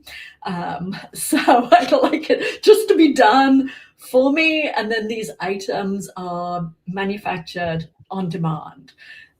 So, I think a lot of these, as Thomas said, I think a lot of things are actually out there. It's how we can actually put these together. And one more thing to just add into that is going back to 3D and having it as a more intuitive tool, so that more creatives are able to pick it up, and without having to have the technical, like the technical skills. They can bring the design technology skills, but they don't have to be such engineers, that they can pick up 3D and use it more intuitively as well. I think that will be key to how we revolutionize the fashion industry. Super. Now we come to the question part. We have some questions. Somebody coming up? It was too much. No, no questions. Okay, then thank you. And I think we can go over to the award. Thank you very much. Thank you too. Thank you. Welcome. Bye. Thank you. Bye. first we have been talking too long, and now we are actually 10 minutes earlier. Does that matter? Should we just keep going? What is the tech saying, Volker, Esmeralda? We just keep going, right? Okay, then we keep going with our third topic today, which is actually our AI Fashion Award. And I would like to bring to stage some of the true members. This is Andrea from Betty Barclay and Bianca. And actually also Nika, where is she? Oh, come here, come here. And then, Janet, you want to come up for Nativic?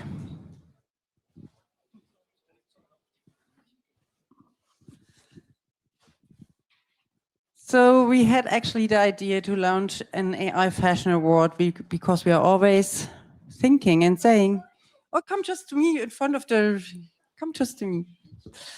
We are thinking always, everybody talks about AI, but nobody sees anything. And we think there are great designers outside, and we wanted to encourage everyone to design with AI and bring this to the world and make this visible. And we had actually 121 amazing applications. Of course, there have been some, like, only you saw it was writing a prompt and then sending us an image. But we had amazing designers sending their designs, and we had an amazing jury. Thanks for that. The first one is Sylvia Heisel. Is she still online? Yes. She presented Hello. herself. Yeah, cool. Hey, hello. She's a tech innovator and a fast-forward thinker. She did her speech before. I think I give this to you guys. And I think you remember. Then we have Nika Lorak. Maybe you explain yourself, who you are, and what you think, or what do you do with AI? What do you think, what is the potential? Hi, my name is Nika Lorak. I'm a DJ and a producer, but I'm coming from a film directing and fashion photography background. So I had been working with visuals pretty much all my life. And when it is coming to AI, I'm always saying it is a tool, not a solution. So having a vision is at the core of any arts, I believe. And as a DJ now, we're creating now a lot of album covers, we're creating a lot of promo videos, and we're applying pretty much the same storytelling principles we're applying in the real cinematography or in the real photography. It will be composition, it will be storytelling, it will be emotion grabbing, it will be all that, but in AI. So I will repeat, it is a tool, not a solution. Hope it makes sense. Next person, I mean, we had Christoph Bergmann, one of the managing partners from Nativic as a jury, but you are here for him, Janet. Yes, on behalf of Christoph and myself, we did sit down on Sunday evening and study all the submissions very, very carefully. And both of us were really delighted with the vast range of how the subscribers were using the AI, which is exactly what we want and why there was an open... Oh, he's here even. Look. There. He's in Taiwan, I think. Thanks for getting up and being with us. No, I'm in Turkey. Turkey, oh, true. Okay. So we looked at that, but it was wonderful to see the uniqueness of history, culture, the future, and the technology and the melding of it and the movement. It was a wonderful experience to have. Christoph, do you want to add anything to that? Yes, it was exactly, for me, it was great to see the fabrics and the work that has been done with these fabrics to create something new from history. So I was really delighted to see that on product. Amazing. Thank you. Thanks for being part of the jury. now we come to the next person. Actually, you're two, right? The design team of Betty Barclay. Maybe Janet, you give it, or Bianca, you give also the microphone to Andrea.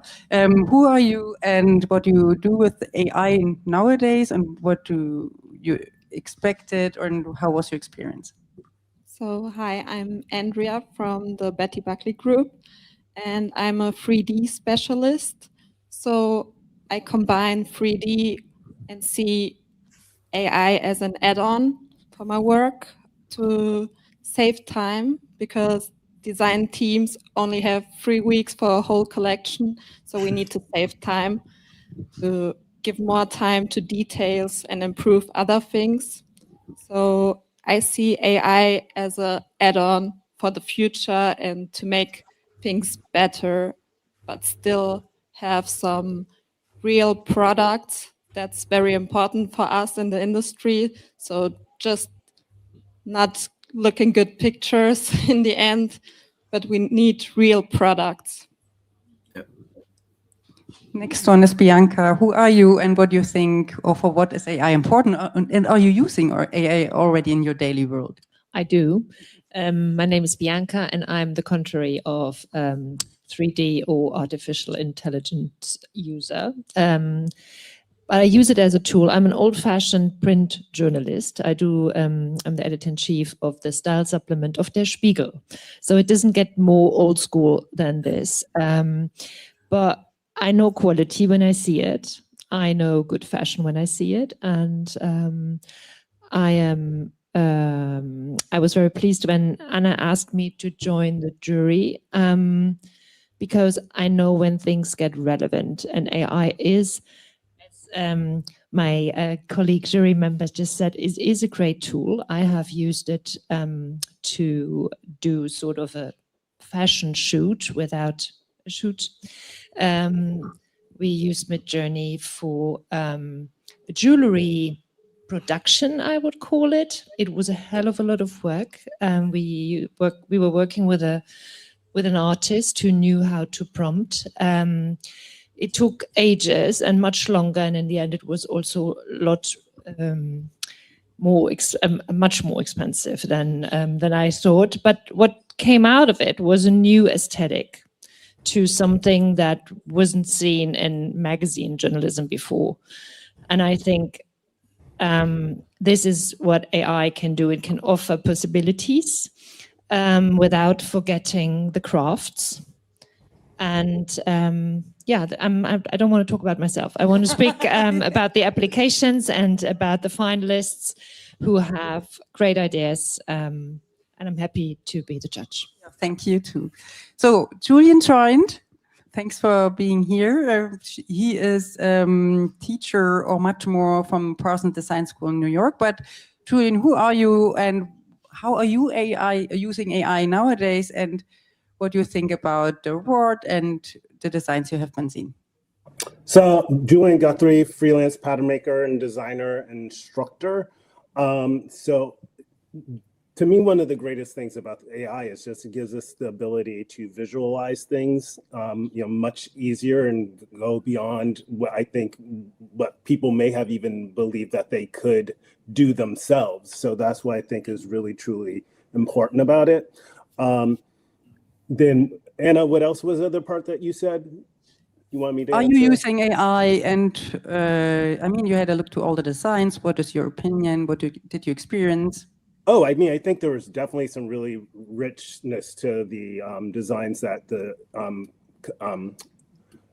in the submissions, just looking at the textures and the backgrounds, the lighting. So there was a real richness that I enjoyed in seeing in the submissions. Yeah, thank you. I think it's incredible that we brought kind of the world together as a jury. I'm super proud. I'm so happy that you're here. I think we should do a photo with all of them, shouldn't we? Yes. Maybe you go in the middle and yeah. I don't. First without me, then with me.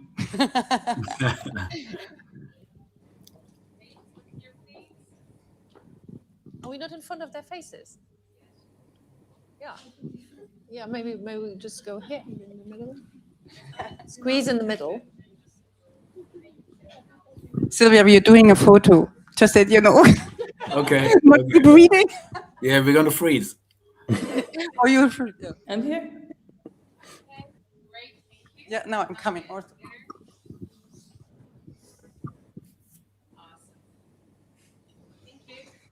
Okay, now we're coming to the most important part. We have 3 finalists from China, Sweden, and from Germany. I'm so proud that we have somebody from Germany in the final, as finalist.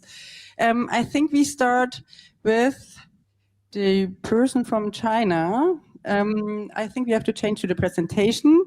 Changing to, please. Let's see her presentation. Hello, welcome. Please present yourself. Hi. And yeah, I'm so happy to see you. Amazing work. Thank you for applying to our award. Hello, everyone. I'm Xu Chenying, and you can call me Angela Xu. And I'm an AIGC interdisciplinary artist and dedicated to the future of virtual fashion.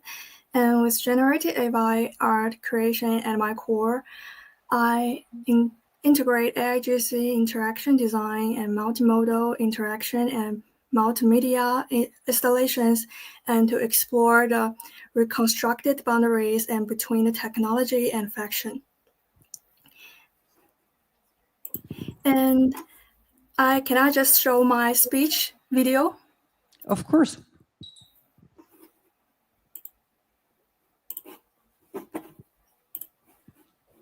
Just wait a second.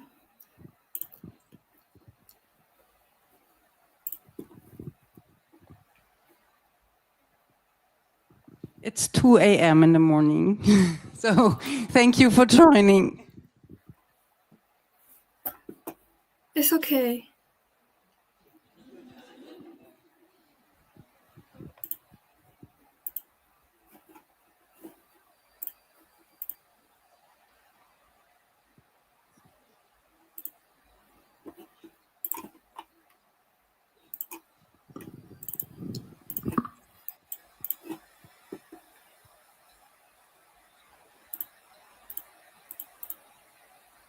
Everyone, thank you for having me today. My name is Angela Xu, and I'm a multidisciplinary artist working with AIGC and virtual fashion, and focusing on how generative AI can reshape fashion design and its future relationship with technology and culture. My project is titled Ectasis. At the core of this work is the idea of sharp rebirth. Transformation as a continuous state rather than a final form. And ectasis is a biological term describing the act of shedding skin in order to grow. I use it as both a metaphor and a method to rethink fashion design in the age of artificial intelligence. For me, fashion is not only about garments, but about the body, identity, and change. This collection captures the moment of becoming where tradition, technology, and the body are all in the flux. The visual language of the collection is rooted in Chinese cultural symbolism and interpreted through a digital lens. The entire project is built around one concept. It's spread through 5 garments, and these 5 looks are not separated designs. There are 5 stages of evolution, and each garment represents a different phase of transformation. The dragon symbolizes order, civilization, and collective memory. And the snake represents extent, perception, and continuous renewal. In my work, these forces coexist within one evolving body. I describe these transitional states as ectasis, a process of shedding and becoming. Growth is shown not a decoration, but as boundary breaking. Surfaces split, and layers peel away, and garments shift from one stage to another. Floral and botanical forms appear as markers of irreversible transformation. Soft yet sharp, and gentle yet powerful. And I don't use AI as shortcut to aesthetics. I use it as a co-creator within a generative system. The process begins with conceptual property, and I describe a word, not a garment. I translate emotion states and bodily conditions, and cultural reference into language. These concepts form a framework for AI to work within. And using tools like Midjourney, AI generate large volumes of virtual material. My role as a designer is to create and refine these outputs using fashion logic, silhouette, proportion, spatial balance, and material behavior. AI is not an autonomous creator here. It expands the design space while intention and judgment remain human. And each look becomes a non-repeatable, speculative result rather than a fixed style. In my project, my process moves through 4 stages. And firstly, conceptual framing, defining cultural symbols and emotion states and transformation logic. And secondly, AI image and form generation. I use Midjourney to explore form and surface language. And thirdly, and about 3D expansion and refinement. I'm using tools like Triple AI to test structure, volume, and material behavior. And number 4, motion and presentation. Using Hello AI and Google Flow and Video AI to create motion and digital runway simulations. And each stage is a collaboration between myself and AI, not to replace creativity, but to extend it within a controlled design system. AI also has clear limitations. It can easily overgenerate it and flatten meaning, and within makes human editing essential. Authorship for me is not about controlling every output, but about designing the system and creating its result. And AI process possibilities. The designer decides decoration. I see edits as a framework rather than a finished answer. It can evolve into digital fashion collections and virtual runways and AI-assisted couture, and wear garments developed digitally before entering physical production. At last, I believe the future of fashion is not faster production, but smarter evolution. Eclecticism is not a prediction of the future. It reflects transformation as it happens now. And fashion, like skin, must shade to survive. And AI simply makes that process visible.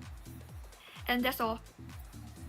Thank you for everyone, and thank you. Woohoo! This is my work. Thank you.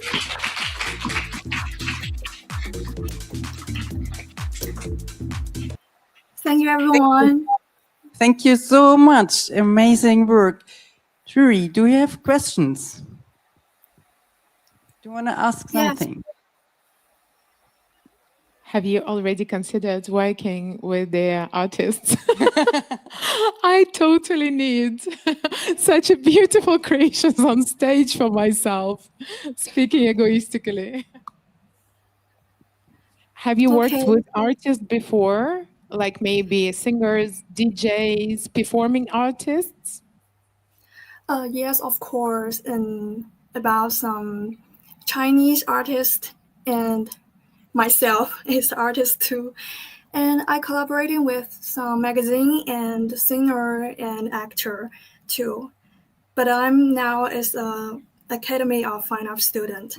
Yes, I have to study hard. I'm a big fan. Okay, thank you. I would say we come to the next finalist. Who's next? Is Ellen there? Hi. Oh, perfect. Hello. Hi. Welcome, Ellen. Judith Müller from Great Germany. to see you all. Hi everyone, thank you for having me today. Yes, hi to everyone. I'm Ellen. My professional background is basically knitwear design and 3D, but I'm really much into where technology is heading. So I'm always curious, and this was also why I applied for this competition. And now I'm really delighted to share with you my assignment. Fantastic.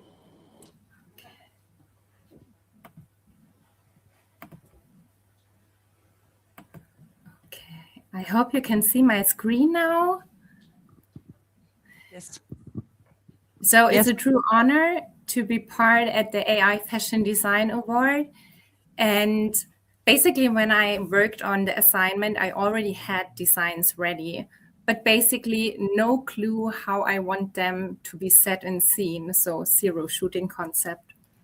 So for this assignment, I used AI as kind of co-creative partner to really develop a shooting concept, shooting environments, which fits to the collection's look.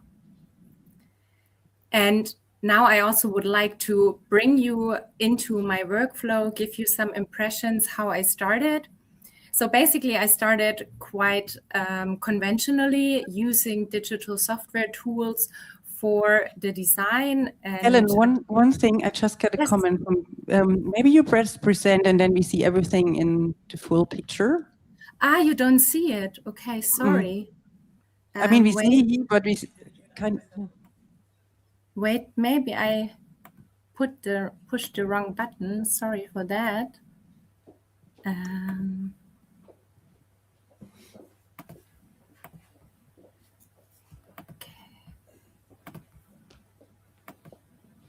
Can you see it now? Perfect. Thank you. Okay. Sorry for the technical issues. Even as a technology enthusiast, we sometimes have to deal with it. So back to my workflow, I use traditional digital software tools first to basically design my intended knitwear garments. So started with knittable shapes, stitch structures, selecting digital yarns, and bring everything into 3D simulation software to really simulate the garment digitally. And I complemented the looks and rendered it and used it basically as basis for feeding the AI later on. The next steps were supported by AI. So I first started brainstorming with ChatGPT. I uploaded basically my lineup of the collection looks and get inspired by ChatGPT's proposals. I also added some things which would be important for me and let ChatGPT basically generate for each look a specific prompt. Then I moved to the next AI software. So in Google Gemini, I uploaded my rendering and the prompt of ChatGPT. And the magic basically happens. Gemini generated the first imagery. Then I worked with this imagery and also created alterations, also tested a bit movie generations. And basically here you can get impressions of the best outcome. All of these imagery have the basis of a 3D simulated rendering and the ChatGPT prompt. And what I really like here that AI gives really different directions, different setups, different environments, but still have like a framework in common, working with these dry plants, earthy tones. So I was quite satisfied with the output. But still, I would like to take a brief moment for a bit of reflection. So as a knitwear designer, for me, knit structure, texture, precision, and also reliability is really important. So in this case, I was not really satisfied with the AI outcome because basically you barely see the stitches or the stitches and textures got distorted. So I'm looking forward for the future as AI is developing so fast. I'm sure it will become better. Also, achieving consistent content is not that easy with AI currently. So here I'm also looking for the future and for improvements. But sometimes it's also quite interesting when AI gets creative by itself. For instance, here AI just generated a floral print or something and did not recognize the knit stitches at all anymore. But as positive aspect, I really was overwhelmed and excited about the visual direction AI gave me, and really kind of linked the shooting environment proposals to my looks, my collection colors, proposed really nice models, also the natural appearance of them, I guess, or I think it was a really nice fit to the overall collection. And I got really an envision of how I could kind of set my looks in scenery, and also what kind of mood I would like to convey. So this was a big plus. And as my target was basically kind of developing a shooting concept, I would say AI fully achieved this target for me. So in this case, AI helped me to visualize ideas before reality. And now I would thank you for your attention, and hope you liked the output. Yes, very much. Fantastic. Very Do good. we have questions to Ellen? Yes, I have a comment to make. Yeah. Because I pretty much like that you are so product focused on knitwear. And I mean, given that I thought you're going to work with Shimazaiki or Stoll knitting machines, it's good that you came up with the point saying, how can I transfer this into reality, into a real product? So that means the knitwear, the knitting machines would be able and capable of producing the design that you created there. And you are questioning this because AI doesn't know it. And that's, for me, that was a key point that you just brought up here, to be critical on that's what you get here. And that's the same, basically, what we experience in color here. Like, the design that I do, is that really feasible? Can we turn this into an industrial product? So that was a good comment you made here of self-reflection, seeing like, okay, yeah, it's good, but AI does it and it looks good, but I don't really know whether it's producible. So that's a bit of a comment I would like to give here. Thank you. If you had to choose one look from the shooting, which one would you declare as your favorite, or say put it to production? That's hard to say, to be honest, because I think I would not have designed all the looks if I would not think they kind of stand out. But what I really liked was the combined with the shooting scenery was the bluish pieces or bluish looks. I think AI really kind of matched a really nice and touching scenery together with the looks. So I would definitely go into production with them first, and maybe, if time and capacity, with the others next. Okay, thank you. We come now to the next finalist, calling in from Sweden.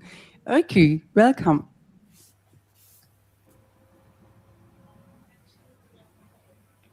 True, you're here. Welcome.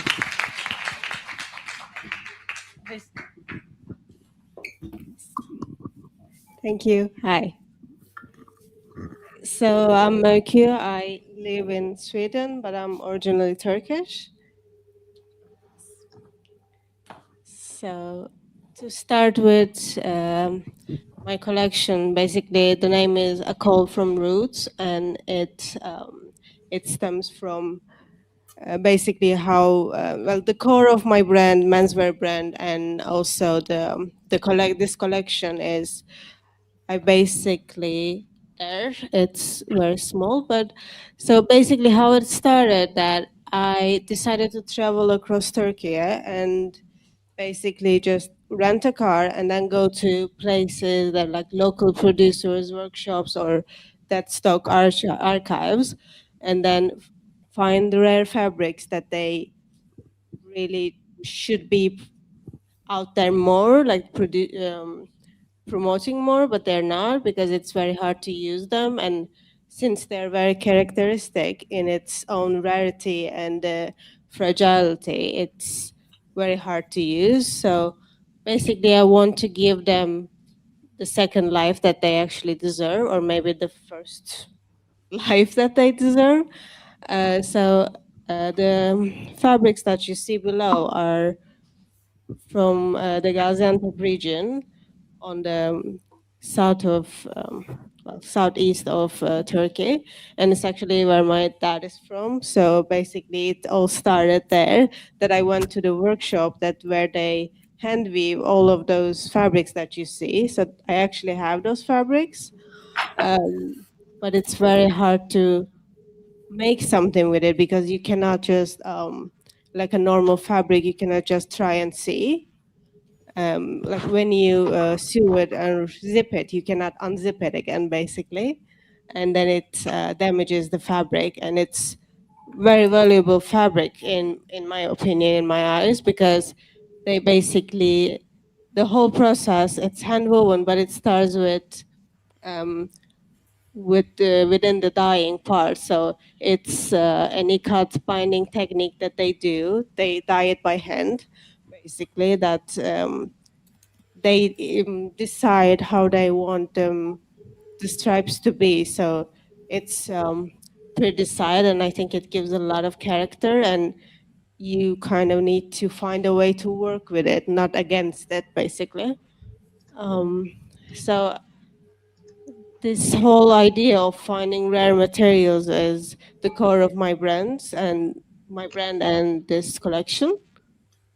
And if I can, show you. So the fabrics that you see, the shirts, they're all from the Kudnu fabric that I just told you guys about. And the rest are basically what I envisioned and prompted and did the sketchings and everything around it. And the little close-ups. And so then I added more models and looks to it, so it feels more cohesive as a real collection, which is actually aimed to be a real one, because all of the fabrics you actually see there, they exist, but making traditional photo shoots, it's very damaging for them. So without actually damaging the fabrics, because they can only be produced one. For example, one of the stripe of those, you cannot actually produce another one. So it's only one shirt that can only exist like this. So basically, I started with the sketching over there on the left, and then I turned AI into, well, the sketching part is also AI. Everything you see here is AI. And the flat lace. And so basically, I'm a menswear designer, but I also work as AI designer. So the model that you see on the left is basically what I do at work daily. And I just, I created the AI model and then used him basically as the foundation of the editorials afterwards. And yes, that's about it. Thank you.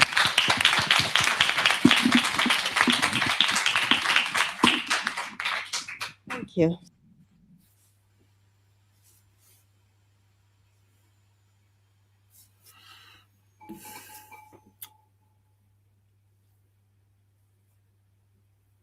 Waarvoor is het?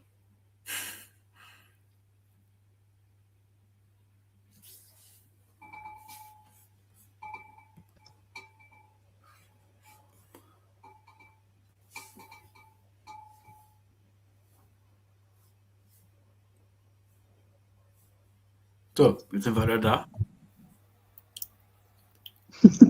So we are here.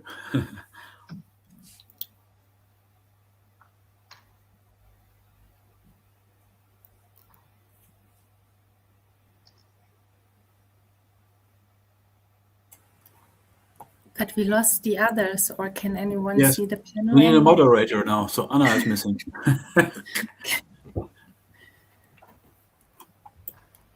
I think she's going to be with us soon.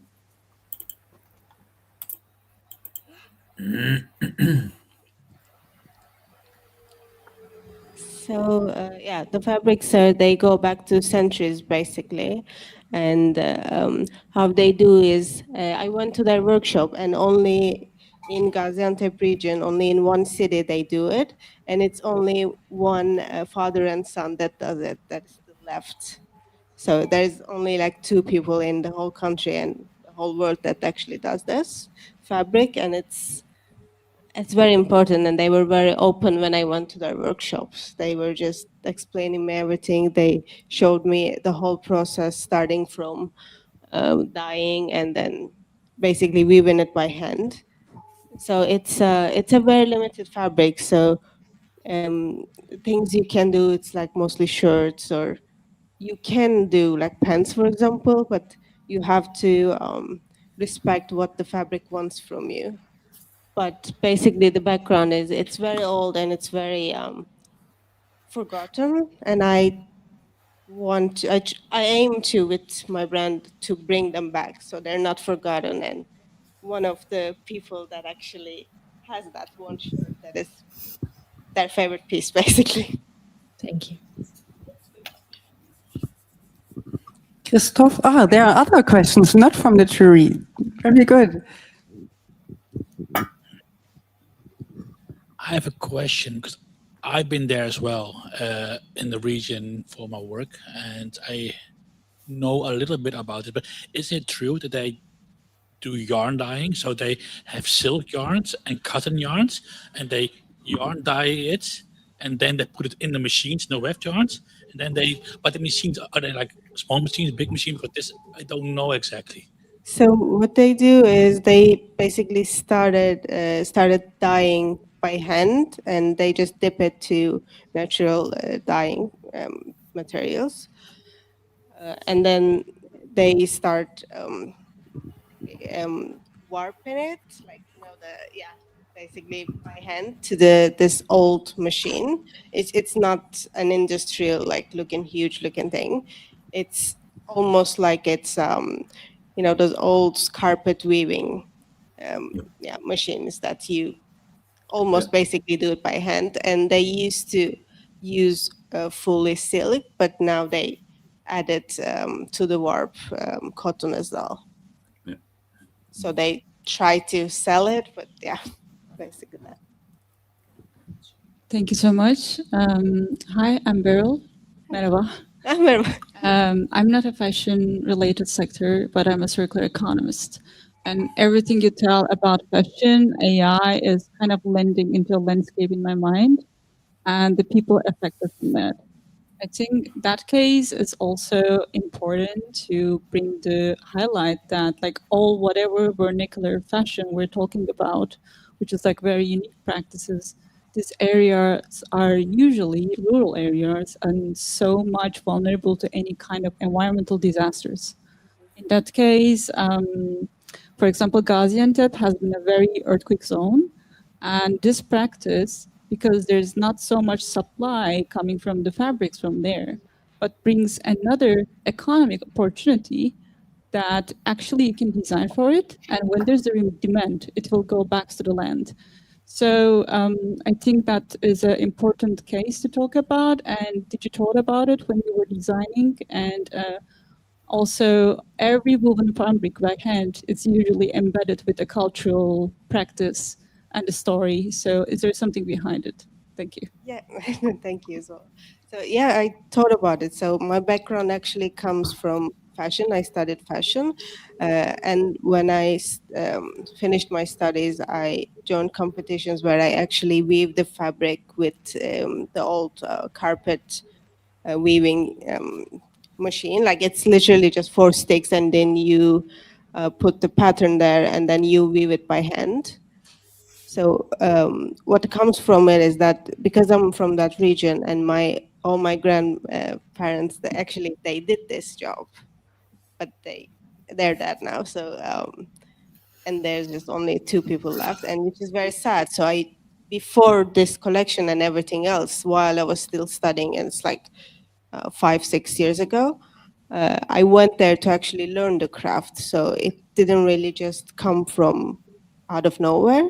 I saw how desperate they were, that they were just so open to actually teach someone that comes from there. They're like, yes, let's continue like saving this tradition. Basically, we'll teach you everything, and they were very open about it. So I just wanted to. I mean, not I don't do that regions fabrics only. I just really travel all around, which I think they just deserve as much as attention. But the part that I'm actually focusing right now mostly is because I'm very emotionally connected to that area, and I'm aware like how much, as you said, like with earthquakes and everything, how much they actually suffered. And I think it's a great practice. Like it shouldn't be dying, basically. Good point. Yes. Yeah, thank you for the presentation, first of all. You mentioned that the specific fabric is like hard to work with, to process. Like we wondered, does it only come from the rarity of the fabric, or is there another specific factor that makes it hard to work with? It's because it's hand woven, basically. It's not machine produced, so it's basically it's the way of that they do it is the reason that it's a bit hard to use. So I actually like there's no I done a bunch of shirts with it, with that fabric, with different stripes. So when you wear it, it's not uncomfortable or anything, or it doesn't like just fall apart when you wear it, or not on the tent wearing. It does not, but you need to be careful and just treat it with care and respect while you're doing something with it. You cannot just go ahead and say like, yeah, I'm gonna try to make a shirt out of this, but if it doesn't work, I can always convert it into a skirt, for example. Like you need to be very conscious about before you even commit to designing with it. So it's produced basically on a shuttle loom, yeah, where you just like hit and have the old traditional way of weaving it. Exactly, and then a guy does it by hand. Yeah, yes, the old way, like 300 years ago. Yeah, I've done that like for years to learn how it works as well. It's Great. Technology is still the same, the system. Okay, thank you. So the jury members you have now to go with Katja. You get an envelope and you meet in a different room to talk about who could be the winner.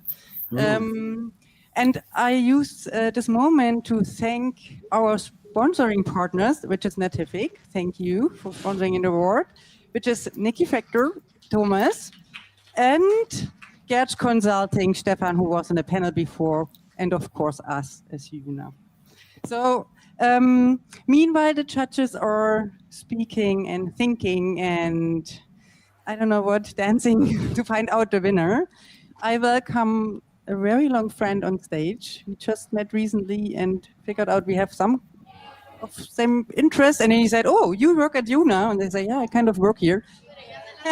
So I think we will have like a different speech, but very interesting to wait for the winner of this award.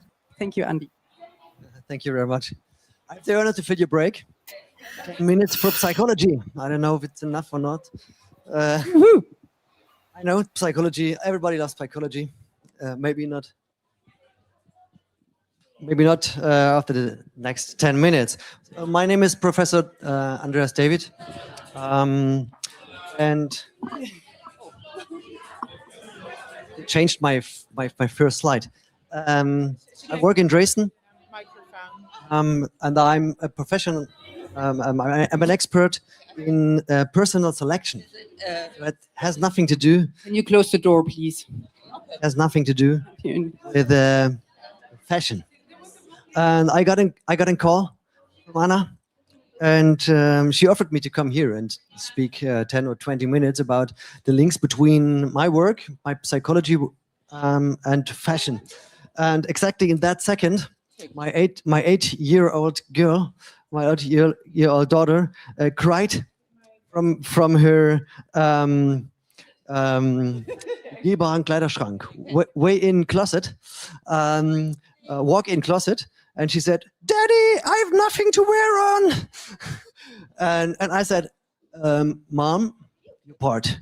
So and then I said to Anna, I can't come to you. No, it's not my theme. And I got back to my desk, and then I realized that some studies in the fashion industry have a main they play a main part in the building of motivation theories, and that motivation theory I will show you today. But in the first, two things. The first, I think we are all together. If I say to be physically attractive is something good.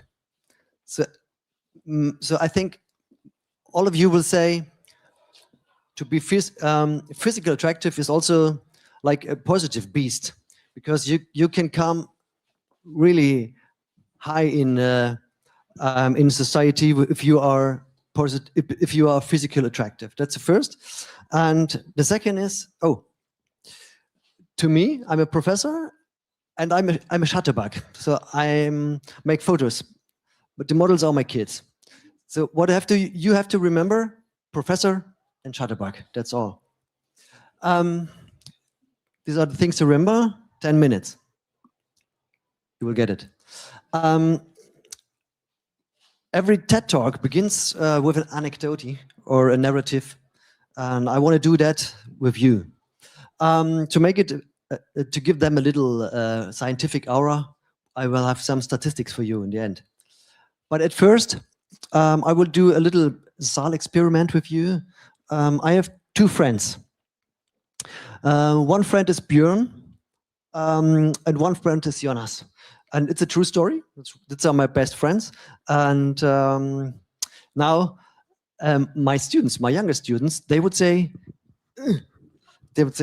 "Oh, these are your besties, 6, 7." I don't know why they say 6, 7, but they always end a sentence with 6, 7.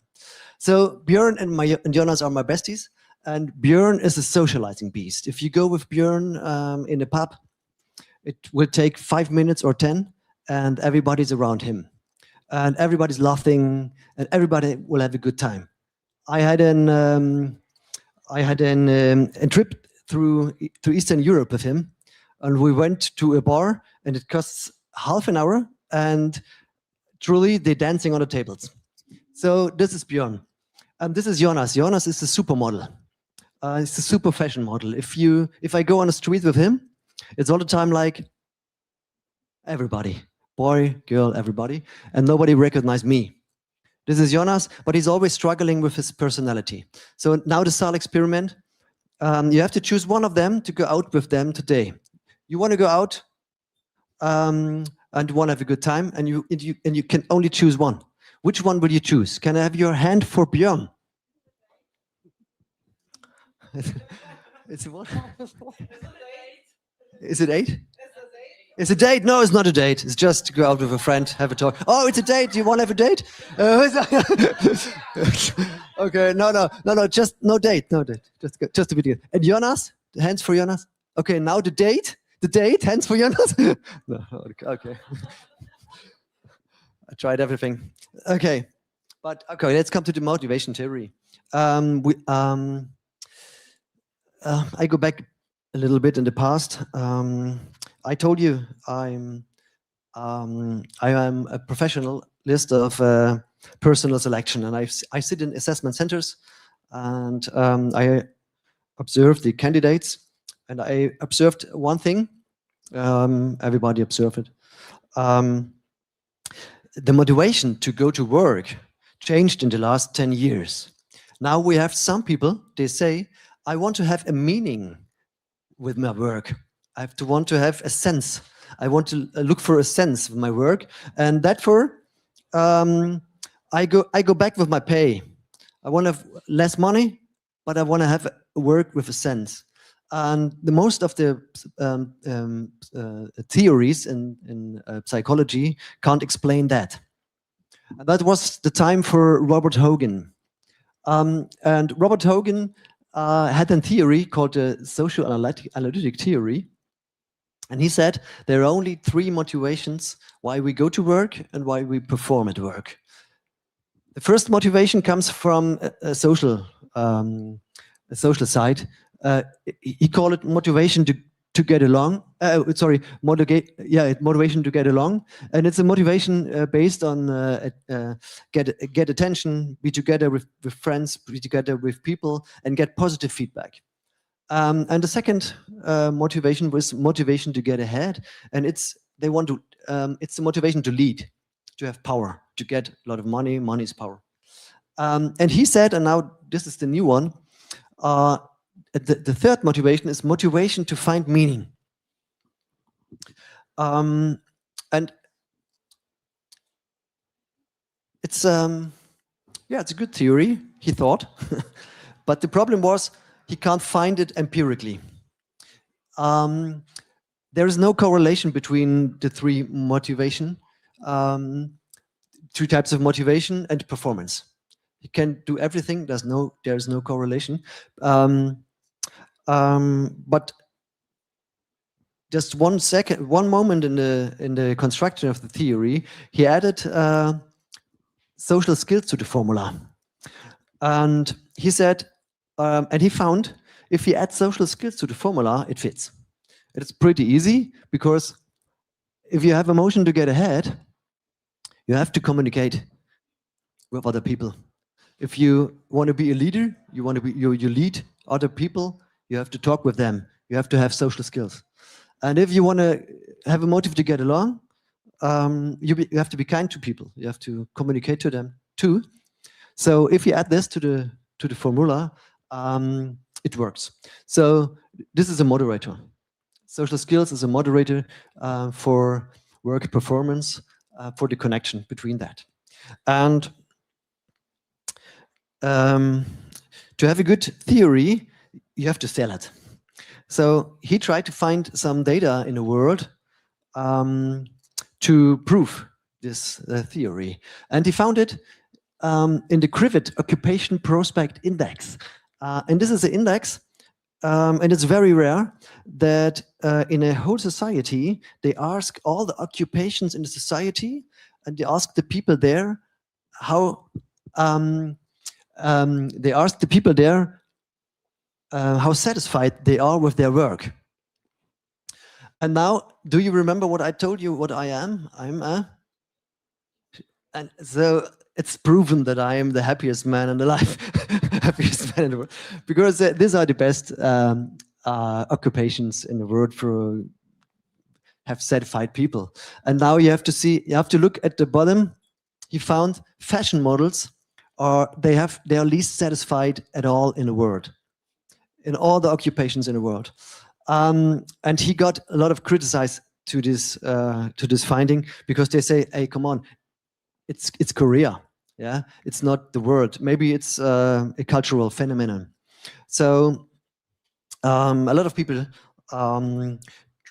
try to replicate it, and they replicated it a lot. They replicated it times after times after times, and they find the same thing everywhere in the world. Fashion models are the least satisfied people in the world with their work. This is from America, Mayer et al. And they also suffer from personality disorders, really, really much more than all the other occupations. But this one, I don't explain it, but it's just, you see, what you see is that it's not the occupation is not the base on that. If you see the model and the well-being, if you see that there is a connection with 0.19, it's nothing. It's not really much. But if we add the need satisfaction to the models, so the models they don't need the satisfaction. They don't match their motives. So if the models don't match the motives in their occupation, then they are very low satisfied. So it's not the occupation at all. It's like they live it. And that's what Mr. Hogan predicted. Yeah? So this is proven. So now that you know that, now you know that, and now you're inside the game. If you ever book a model, you are responsible for the satisfaction of the model. And now we can do it together. The first one, motivation to get along. What can you do to satisfy the models? You have to prove that they have the chance to build real friendships, because they can't do that today.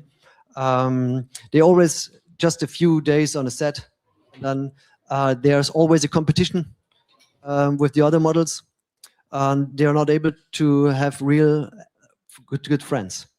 But you have a chance to make that real.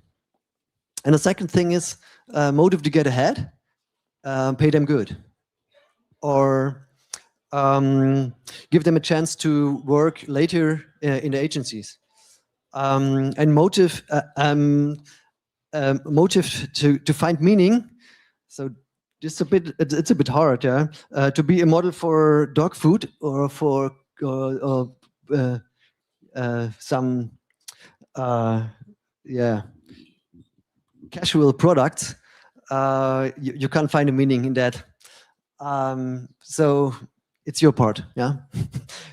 But if you ever book a model, think about this motivation theory. And that's my message to you. Thank you.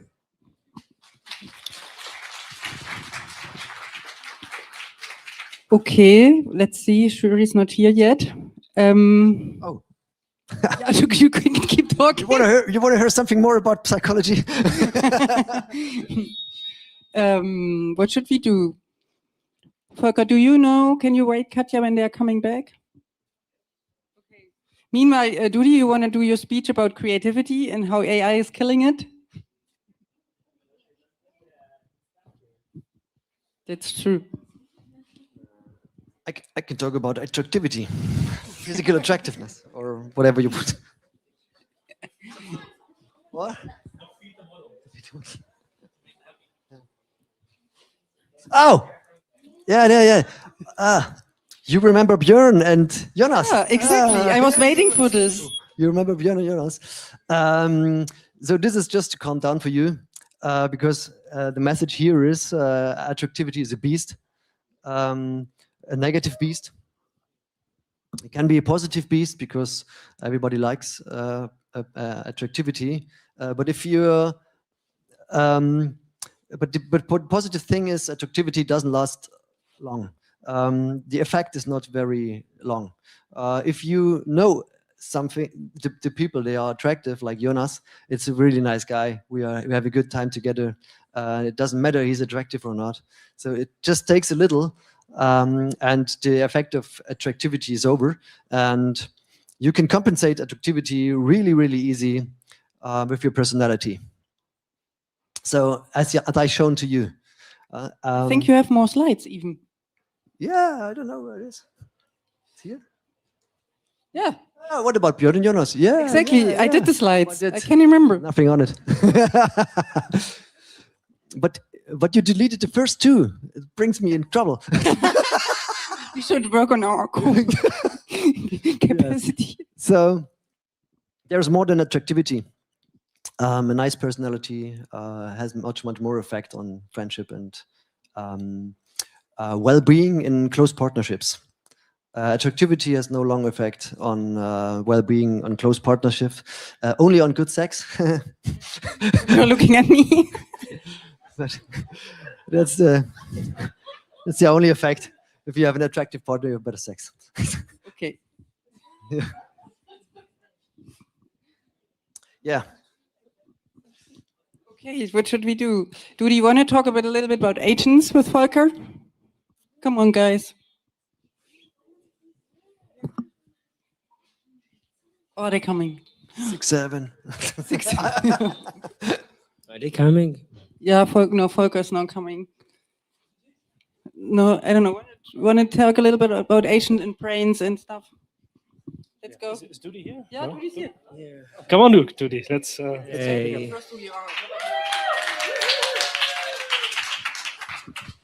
So welcome we have a on microphone. stage. They never are on stage. Now they are on stage. Our tech team, basically. Volker is CTO and co-founder of Yoona AI, and Dudi is our product manager. Let's go. You start. You. Freestyle, guys. Freestyle. For me, it's important because Dudi impersonates two level. It's on the one hand, it's the technician, the developer, and on the other hand, it's the designer. And that's the reason why, for me, it's important to understand your point of view, why you think not only that our platform, that these solutions matter, but also in how far agents in the future can support the work of designers and at the same time transform the entire industry, because you know both views. So you just kicked it back to me. Of course I do. That is what CEOs and CTOs do, right? Exactly. Yeah, so agents, I think, well, let me talk about our solution specifically. I think Yoona started as AI tool, AI platform tools for fashion designer, and we all talk today about generative AIs and generative AI workflows. However, everyone's saying the future is agents. So I think what we are developing now, or our main business case, our main use case. Yeah, we don't need to have another case after use case. A business case was we try to be like our goals when I arrived to Yoona was try to be the best Gen AI platform for fashion designers out there, or like for designers out there.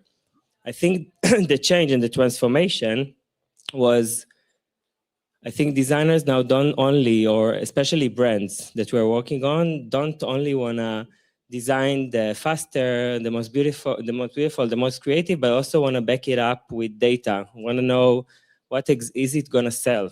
And over there, that's where I think the agents work, or like the data analysis work steps in. And also when we're talking about agents, so in the past there were a lot of like data scientists or data analysts that went through reports, and now with the agents, what's happening? So for example, should I talk about the specifically trend agents and stuff?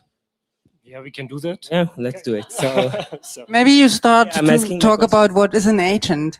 That's like so maybe you talk 007 or you what talk is about. it? So we speak about AI. Most people have a totally strange, let's say, a strange understanding of AI. Are we speaking about a tool? Are we speaking about software, assistive software? So let's make it. Let's break it down to a few things. When you work with ChatGPT or with Leonardo or with Gemini, you ask these models any kind of questions in order to expect an answer or a reply that you can work together with. But when it comes to automation, for example, or to decisive processes, then these solutions won't work anymore. And that is where we bring AI into the game, because agents into the game, because these agents can not only do entire work process automatically, they can also run or lead decisions. And that makes them so powerful as assistants to your work. And we even go a step further, because most people that create agents or create AI models, what they do is they work as, let's say, as developers. But I have to say, I have my background in medical physics and biophysics, coming from neurology, and I've been mathematically modeling these neurological structures. And what we understand when we take the human brain is that the power of our human brain is so impressive, because there are signal transduction processes that haven't been modeled or simulated in regular AI agentic systems. We have, let's say, started the first generations of bringing these agentic architectures in a way, or in a design that works similarly to the human brain. And it makes it so powerful, because when you want to have an AI that has to learn, you train it. But that is not intrinsic. What you want to have with a powerful AI, you want to have it learning intrinsically. And that is where we go to in order to allow the designers, and not only the designers, the entire, let's assume, or let's imagine a virtual twin or a digital twin of an entire company. You want to have assistants where you say, this is supposed to be your work, and in the morning when you get to your computer, to your desk, you want some works to be done already and not do it yourself. And that is where we want to go, and that is the way we intend Yoona to develop within the next month and years. If I will try to or to make it, how I saw agents for the first time was when I was trying to prompt stuff, and then I was asking the AI to create the prompts themselves for what I need, and then to use it, and then to make it more accurate, and then this set of ideas of it creating the job for itself, because there is an end goal that I want to do, that's basically simply, I would say, agent.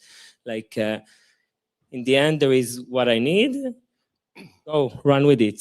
Think about what's the workflow humans usually do. Then what do they do in the middle? Then, you know, and that's for me agents, and that's what we are, I think, kind of building now, like not only for designers but also for the different personas in the ecosystem of what's that's called brand. You have those who think of the product in terms of like finance. There are those who design, those who produce. So all of their jobs will be in the end like agents that will communicate with each other until getting end products. I got the envelope. I'm super. Thank you. Thank you. No, Judy, you have been a fashion designer before. What do you think is the pro of products like Yoona or other fluids? I think it was very interesting to hear the different, and also see the different like 3 different, completely different submissions. It's AI can preserve stuff that we are doing, also help us do stuff that we do. It can actually enrich creativity, because we don't have to deal with a lot of stuff that AI can do for us, and or it can open our horizons to stuff that we couldn't think of. So I see it as just as mentioned here earlier, as a tool to fasten things up, to make it more creative and more interesting. Yeah. And now I'm coming to stage and open this envelope. What have been your favorite designs? Wow, that's I liked all 3 of them because of the 3 different approaches. One was taking like culture and bringing it to the future. The other was taking culture like from the past and bringing it to nowadays. But yeah, I don't know how to say. It was impressive to see that, especially knitwear, which is one of the hardest things for AI these days, to calculate, to predict, in how detailed these first results already were. So I'm excited. I'm really curious how the jury has decided. So luckily, I cannot wait to have this envelope opened. Okay, we have no music, right? Okay, you really closed it. Oh. To hold the mic. Okay.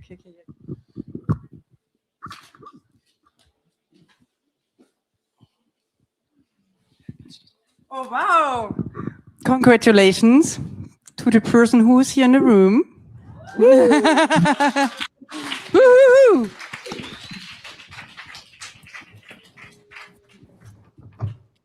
You had the most questions. Thanks for coming. Thank you. Yeah, congratulations. Thank you. Great work. So I give you that in the envelope too. Thank you so much. Congratulations. Thanks a lot, really. Want to say something to everyone? No, it feels great to be seen at what you're doing and what you actually feel passionate about.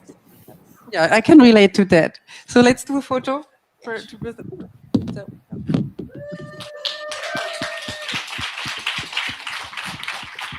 So thank you. Thank you. Thanks to the jury. Thanks again for everyone. Yeah, of course. Come here. Yeah, of course. Yeah. I'm so excited. I totally forget you guys. I'm so sorry. It wasn't random decision making, so absolutely not. It was close, and we thought that all the 3 finalists were outstanding.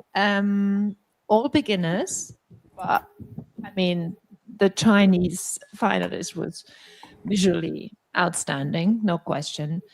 The German finalist was outstanding in her knitwear transformance or traduction through AI. But in the end, after a long discussion, we were like, people were rushing us because we were still discussing. And I think you won this this award because you gave your idea the most purpose, basically saving an endangered craft and bringing it to the future, even if you didn't come up with a scalable model for the future, but that appealed most to us. And also, I personally really liked your men's collection. It's actually more scalable than I probably made it sound like, because they really want to go out with it. Would they do it? They want to hire more people so they can actually just get more people to do the fabrics and go out to the world a bit more. So that's the aim for me as well. Should we do also photo with the judges, with all of you together, with the winner? Come to stage, please. And yeah, give a big applause to the winner of our AI Fashion Design Award.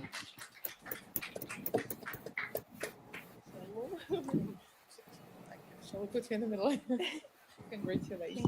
Thank you so much. Thank you.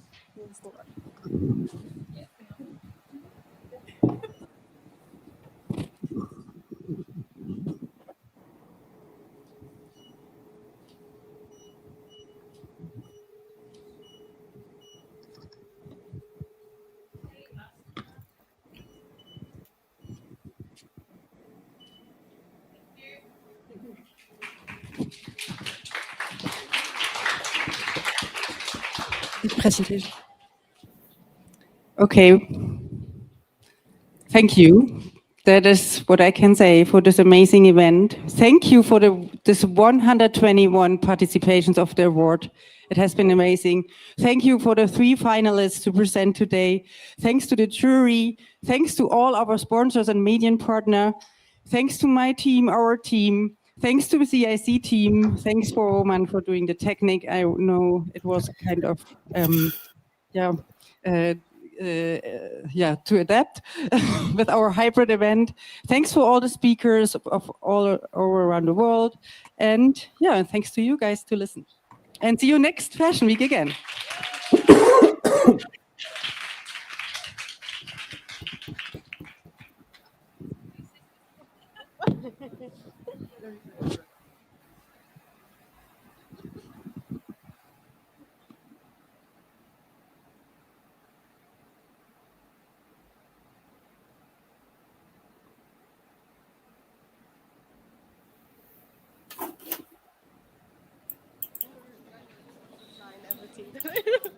A bunch of all of that.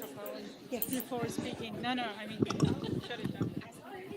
Sorry, I apologize. Some guy was coming to me and saying like, "Hey, why am I DJing?" I'm like, "Hey, because I'm on stage." Okay, we're a little behind schedule. No worries at all. I told her when I finish, I'll come directly, which I'm doing right now. Okay? I'll follow behind you to make sure your setup's okay. I'll just check it. I just want to.